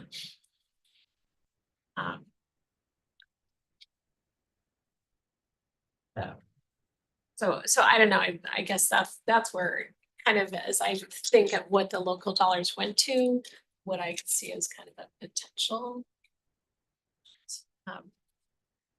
But I'd at least like to start that conversation, but you know, and I'm happy to say that I'm getting head nods or not, but as a board member, that's what I think we've got to start looking at, that. Because some of those HIV programs, I mean, those are all programs that are grant funded. And so it's all grants, that's not local dollars. You know, and we're just not gonna be able to do what we want to do. And I don't know where we're at on the state foundational public health dollars. Right, those are the ones that are the most concerning, because they're the ones that go into kind of fill in the gaps in some of the key, like epidemiology programs and such, yeah. They're kind of the flexible dollars, right, that they can put into certain categories. That we could, I mean, as I look at the general dollars, I mean, communications has risen a lot over the last several years, and that could be something that could. Communications. The spreadsheet that Kim had sent, I see, unfortunately, it doesn't look like she has a column of just local, but there's one that is local dollars, county and Washington State, LGA.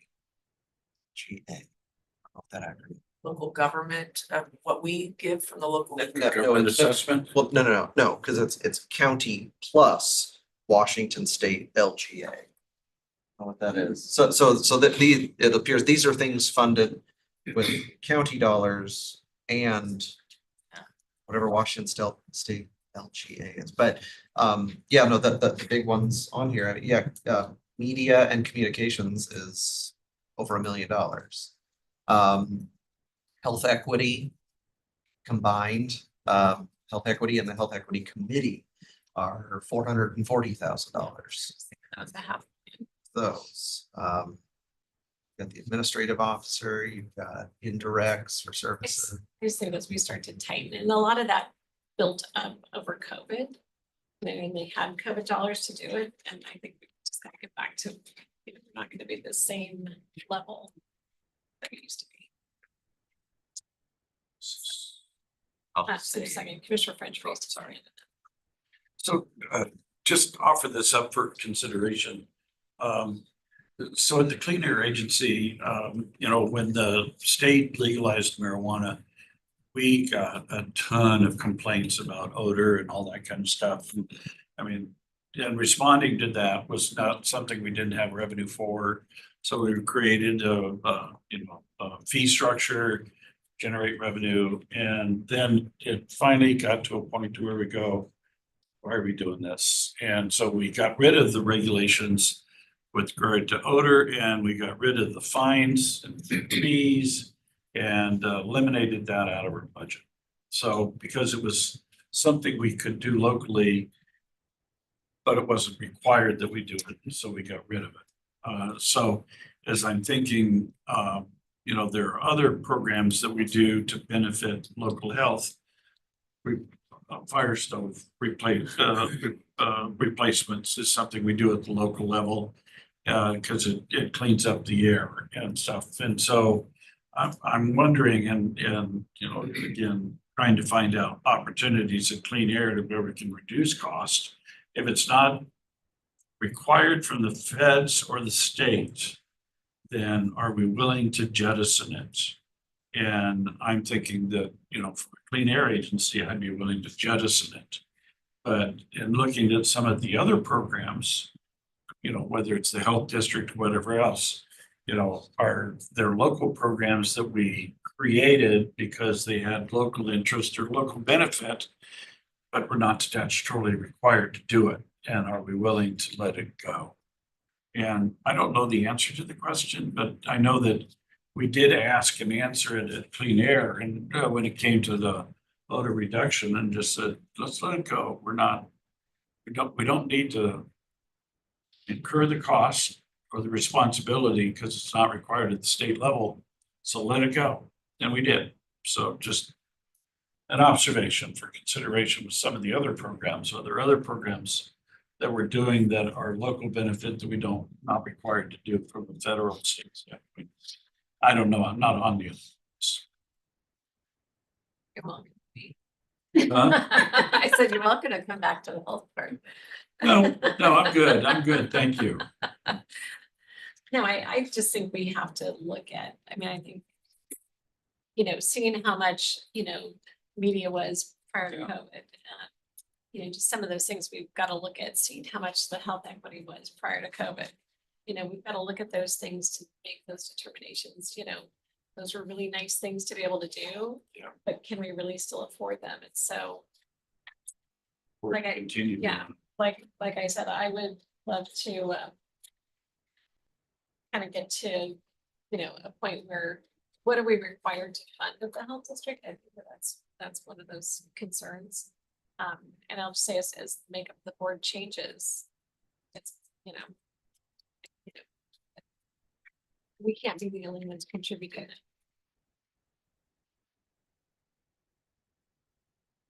A 10% reduction, while it reflects what we're gonna have to reduce at the county, I anticipate that there are areas that the commissioners are probably not going to want to cut in certain areas, certain departments. So a 10% reduction, going greater than a 10% reduction, I think is going to be helpful for the rest of the county budget, but what did you want us to use as a potential placeholder for the health district, just as we're working through, really, it's not finalized. It is. I think we need to go greater than 200.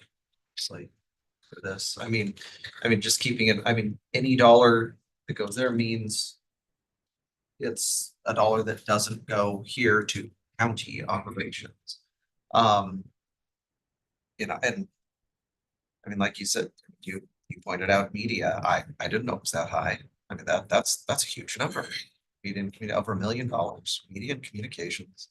The health equity, I actually thought it was higher than that. It's 440. I thought it was over 5. But I'll throw out a number, and I think we need to go over and talk, and have a real conversation and see, or like if we have Kim and Alicia come over here and kind of talk to us about kind of what it would look like, and not making it final, but sort of put a little push on and say, hey, you lost 500,000, what would that do? Not saying that's where we're gonna end up, but what does that do? What does that impact? Just see where it goes. We can adjust from there, but you asked for a round number, and that's a pretty round number. Just throwing it out. We know we're gonna have reduction. Yeah. We're gonna have to do some kind of reduction, so, I'd rather maybe overestimate than underestimate, so maybe that's the number to say, what does that really look like? What does that affect? Like, I just know communications, I remember last year's budget was just a really big number. In my mind, so. I'm not on the finance committee, so I don't know where that $1 million, how that was spent. I don't know how they spent $1 million unless it's billboards and stuff like that, but. They have several staff Yeah. in their stuff, so anyway, like I said, it's, COVID required a lot of communication. Yeah. That's going on, and so maybe it's time to look at reducing that, just like we had to do with the epidemiologists. Maybe we have to reduce them, after this COVID era. So we haven't got like a letter out to our departments yet, right? But You will be seeing that next Monday. so what is, as we send out Make copies of this. a message to the departments to say, give us X% of a cut to see what that would look like, what is that number for our departments? Is it like 6 or 7%, or is it 10? Well, we're talking about for them to come in for suggestions, it's a flat budget, but on average, it means you're gonna have to cut 7% to absorb the inflationary increases. So if you had $1 million budget last year, COLAs and expenses, you're probably gonna naturally spend 7% more.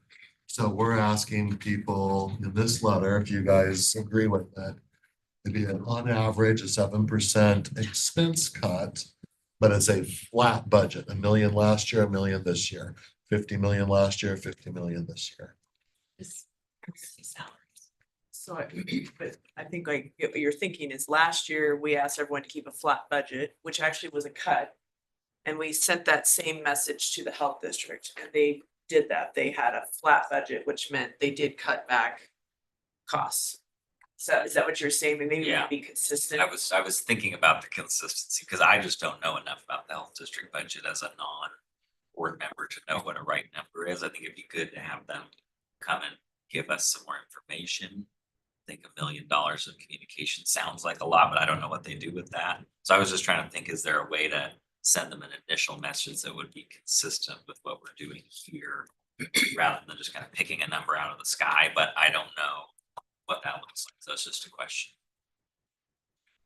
Yeah, and yeah, maybe it's, again, come in, educate the 5 of us, make sure we all are kind of on the same page here. Because we need to make these decisions. I can tell you, if we send out the target percentage that every every department across the board, show us what, you know, whether it's 6, 7, 9%, show us what that does to your budget. We've done that exercise before, you know, Commissioners French, CUNY and I, we've done that before in previous years. And they all come in and they say the sky is falling. The county will burn, it's the worst thing ever, it's crisis, yep, I mean, it's just, that's what happens. I mean, we've done it before, we've done that exercise. We adopt a budget that balances and somehow none of that stuff comes to fruition. But, so, I mean, I can tell you, every single one will say the worst thing, your worst nightmares, Chris, it's 50 times worse. That's what happens if you cut this fill in the blank department I had X%. two departments in my office before going back to DC that were like, you can't cut us, I mean, statutorily, you know, so. It's what happens. And the fact is, it won't be a flat same percentage across all county. That's not what it's gonna be. So to do that exercise, I think gets people really spun up for no reason. It's not a good exercise to go down. Creates an expectation that if they make a good argument, they'll fund it. I thought last year though, when we got different departments, they were like honest that it would mean eliminating a position or what have you, and that it was still our choice, like where we wanted to go with that, but I see what you're saying, yes. But that was flat. I mean, Right. several years ago, it was if you see I don't remember what percentage we use, 7 or 9 or something like that, but it's like, 9%. what will happen? Yeah. And it was, I mean, you can go watch all the videos on YouTube. And it was the worst things imaginable will happen. You know, criminals will run loose on the streets. It just, you know, it was, yeah. Well, I am, the biggest concern I have is just understanding what the Foundation of Public Health Services budget, and that's kind of that base amount that the state gives the health district to do a lot of different services. Whether, and then, you know, some of them may be required, some of them may not, but I would like to know what that cut is gonna look like to the health district. And it sounds like the budget needs to be signed or legislature needs to be called back, like you said, next Monday, Tuesday. It's Tuesday. So anyway, that's my only concern is like picking a number and not knowing what are the other funding streams so last year they didn't have a cut to that. So a flat budget, they were able to make barely with minimal like layoffs or cutting of positions. But I do think that this year they're gonna have to make tougher choices. I just don't know if it's 2 million cut from the state or, because they did cut Foundation Public Health funding. It looks like it'll be reduced between, well, this was from Wasalfo, 12 to 22 million each FY year statewide. I don't know what that means for SRHD. So those are just my concerns. Like I'm putting a dollar amount right now, but I think that if we need to challenge them and say, start looking at these areas that are not required and where our county dollars have gone in the past, I'm sure we can share that message. I'm on the committee with you, so I mean. I'm happy to say we need to look at potential cuts, you know, across the board, so. Do you want us to invite them to coming meeting? I think let's get through I think I have a budget committee meeting. I think we have on Thursday this week, so we can have a conversation with them. And hear maybe we can dig in a little bit more about what they're hearing from the state. Because you're right, if some of those federal CDC cuts come down, those are grant programs that would go away. But some of the other foundational public health services are what I'm most concerned about. But understanding too, I mean, the state made a decision that these are our priorities and these are the levels we're going to fund them at. We can't just pick up everything that the state drops on us. No, Especially if it's not statutory. I mean, it's an argument we made where it's like, God, we love this program. It's so important, but it's like our dollars. I mean, we have a budget. I mean, it's unfortunate. To Commissioner French's point though, you went through that exercise and there were having to make cuts at Clean Air. And so you went through those and said, what is important locally or what are we willing to not elevate, right? So those are the conversations I'm not looking forward to having, but Yeah. we will have to have. There and here. This is always a stressful time. Asking people to do things differently, change is always uncomfortable when you're asking them to do it for less. They don't respect me, they don't honor me, yada, yada, yada. It's nothing to do with that, so. Just maybe as the one who knows the least here about the health district budget. And given that it's the largest item on the outside agencies, it makes sense for me to think that we would have some kind of budget presentation from them in the relatively near future. And maybe that's a good opportunity to kind of poke and question certain areas. We could shoot for, I don't know when your finance committee meeting is, but, okay, so we could shoot for the first, strategic in June. First week. Yeah, we should know. The governor about will the have state signed by impacts then. and- Can you remind, what's the reserve account over there too? I mean, it's quite healthy. I'm blanking on the number though, but I mean, it's, you know, Yeah, I think on the capital side of things are pretty healthy, having a. healthier reserves. They have their, I don't know, 2.5 or 2.5 or 3 months of reserve set aside that I thought it was more than that. but they're required to. Yeah, and they're. And then they have others. Yeah. You know, but that's where we know that they're gonna have capital needs. That's why I'm trying to get it to go into capital, because there's gonna be capital needs if they need that in a building and at their building. But we're not gonna have, I mean, in the past, they've looked to us through CARES dollars and COVID dollars and all of that to take care of a lot of that. And we're not gonna have that anymore. So they gotta figure out how to do that within their budget.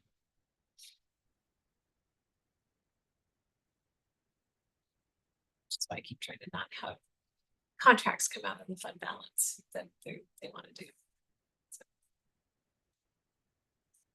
So with regard to the letter, I read the letter. Are you open to suggestions? Oh, of course. Yeah, there's just like to provide a little bit more clarity to the first paragraph. The rest of it's fine, but I think the first paragraph. Mark it up and we'll come grab it from him. Okay. I'll give that to you. That's why we're passing it out today. We're hoping to have something final by next Monday. So any changes provided this week will incorporate to it. Okay.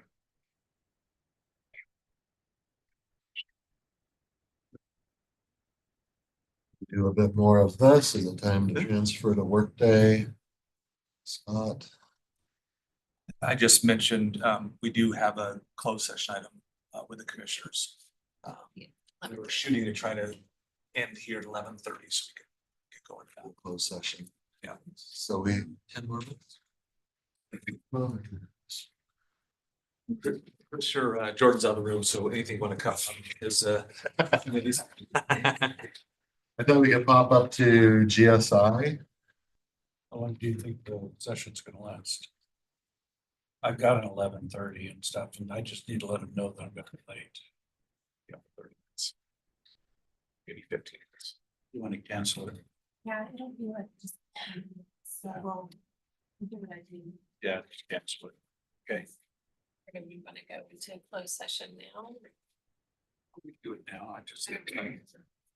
Cancel my 11:30. Oh, no, we are gonna go. There's a- 11:30. To the group. I'll try and round them up. You guys wanna go GSI or WSU? I haven't. We'll just be done by then. GSI it is. All right, we're going up from where we started. So GSI, we've been at the 200,000 level for the last several years. The Advantage Spokane website has been rolled into the 200,000, so to speak. They're looking at some possible changes to it. So we essentially did have a 15,000 drop going from 24 to 25 because of the GSI, the Advantage Spokane website. We essentially have three plus their top membership level and the leadership level, they call it regional visionary, is 51 or 53,000 a year at this point. I had it printed off, but I forgot to bring it with me. So that's why as a group, we get 3 packages to Thanes and the extra tables of Thanes to make up for that. So, you know, where I talked to the other chambers, might have made sense to go with those as our largest chamber. What are you guys thinking with GSI? What's the cost again for a visionary membership? It's either 51 or 53. I can pull it up. It's over 50, I don't know exactly. It is north of 50, I know that. Yeah. It's not a multiple of 5. So, obviously I'm not part of GSI anymore and stuff, but asking you a question, does it, if we were to, and I'm floating an idea, I'm not campaigning. If we were to, you know, take our contribution to the 53 or 55, whatever it is, maintain our visionary status, but then budget for sponsorship of some of the events, you know, I think like a $25,000 sponsorship of the, you know, whether it's the state of the city or the, you know, whatever, you know, the annual meeting or whatever. So you get that publicity that they provide for sponsors. Because as a visionary, we don't necessarily get that recognition for being the largest contributor. But if you're a sponsor of an event, you do. And I'm just wondering if maybe there's some kind of mix there that maybe makes sense for us and stuff. Just an idea, thought that I throw out. And it is 53. And the history is that they became our economic development group, you know, which now we have the ABO. Yeah, well, they're the ABO, but also kind of as our economic development coordinator as well. But then we have the PDAs that have come into effect, but I think they still do coordinate. I don't know. So I mean, it could be worth having, you know, Alicia come in and discuss that, talk about it, you know, and yeah, it could be another way to do it is sponsor something.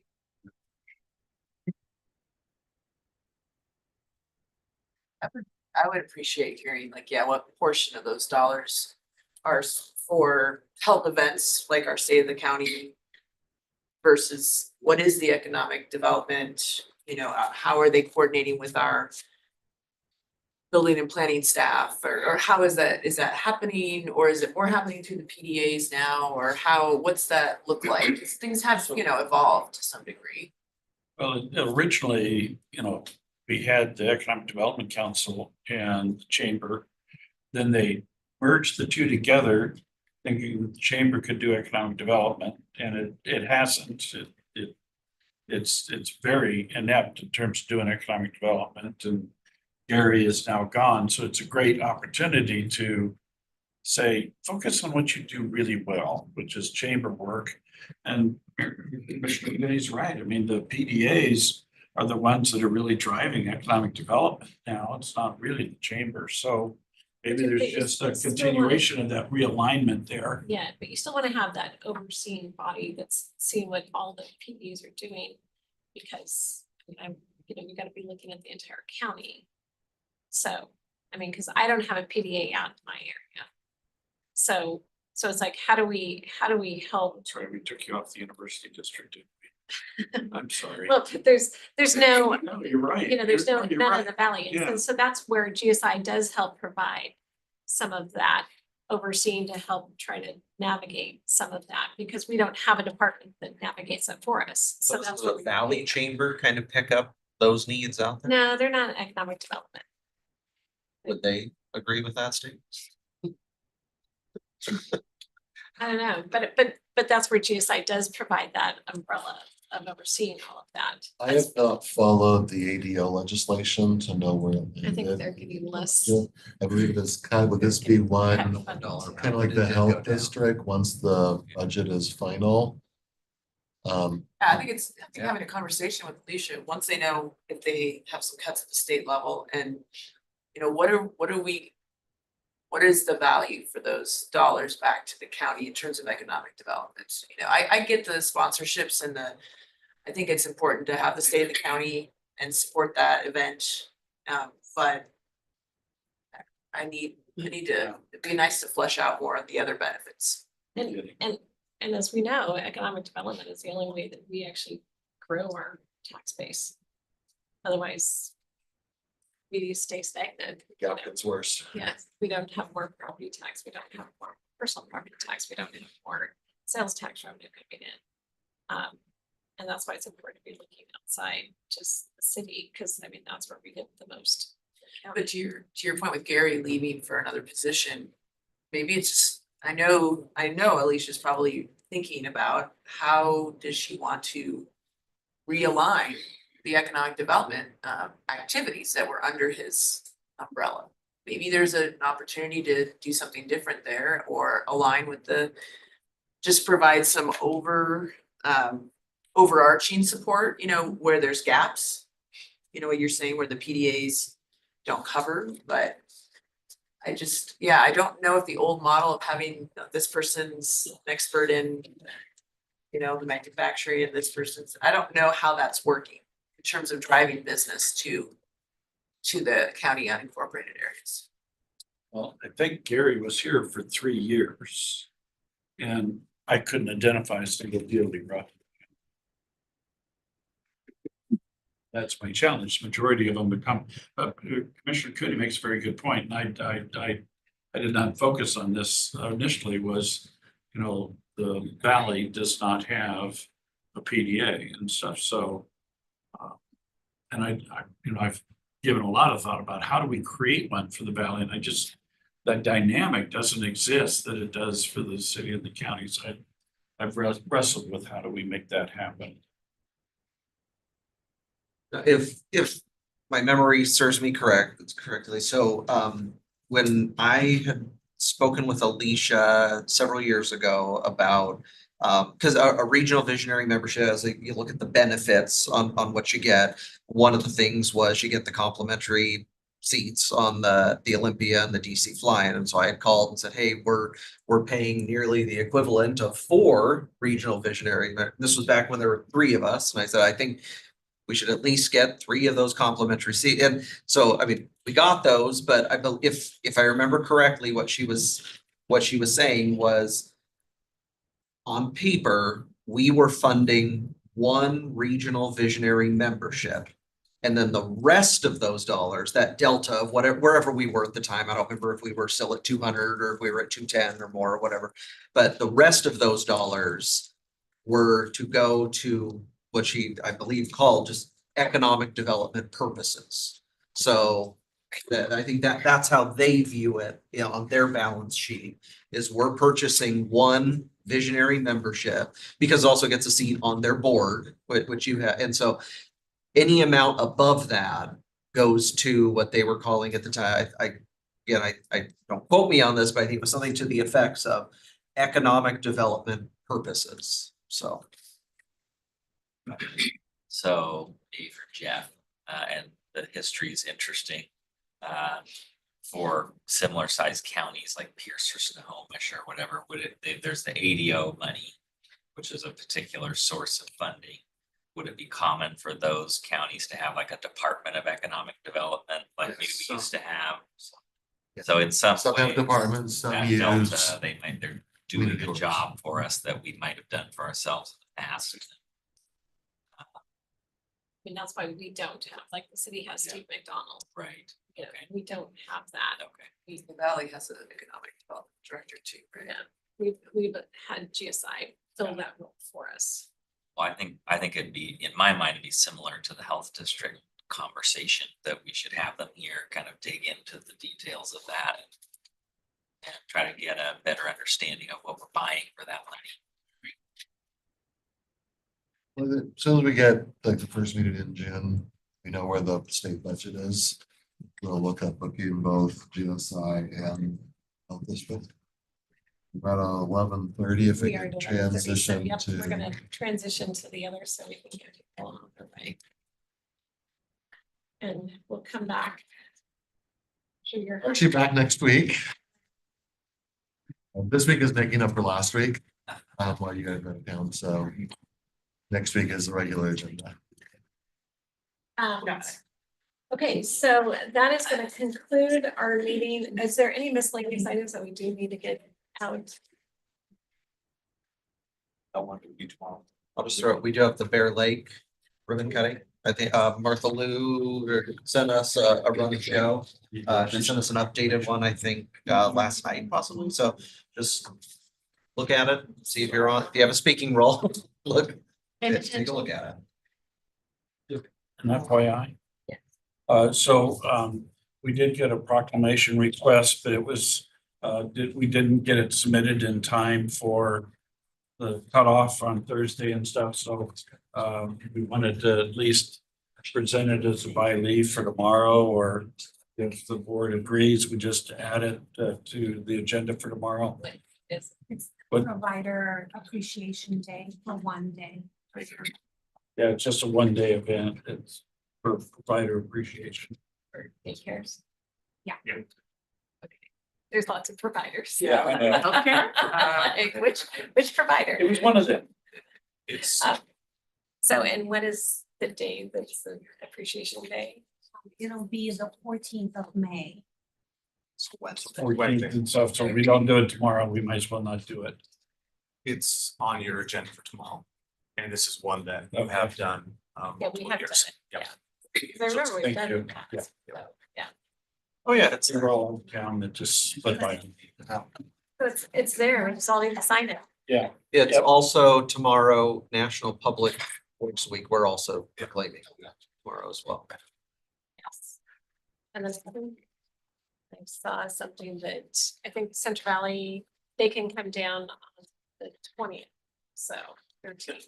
So we can do- I heard back from Gonzaga Prep, they suggested that they have like their annual awards ceremony during the school day on the 21st. Is that a Wednesday morning?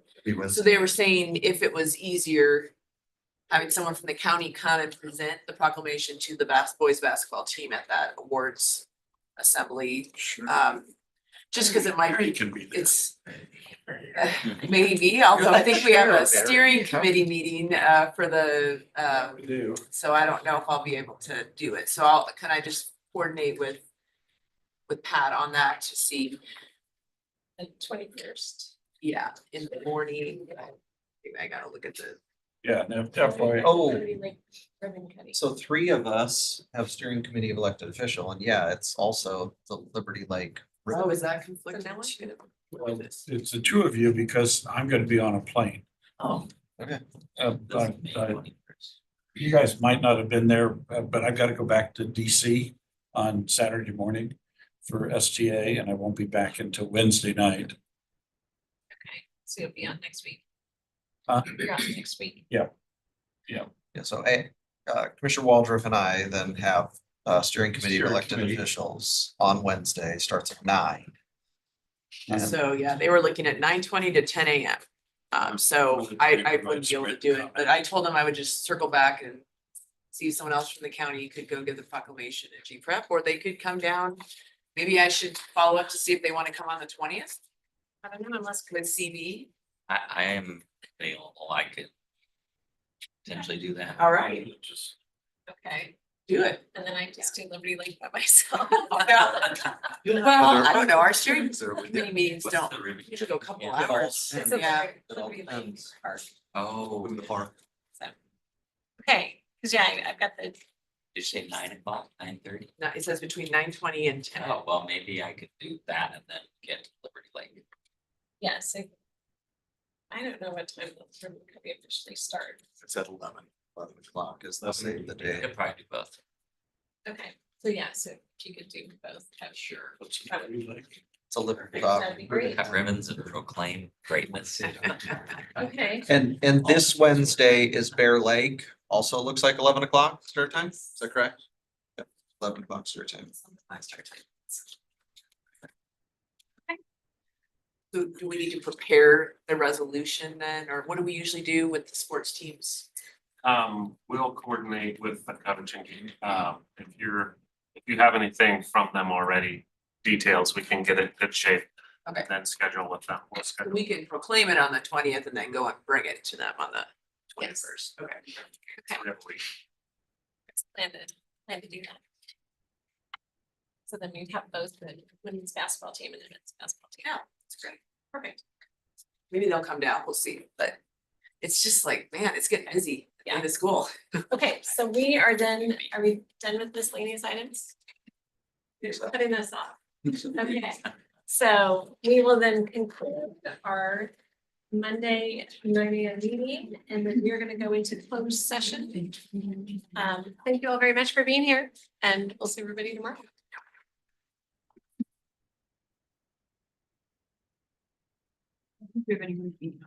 Okay.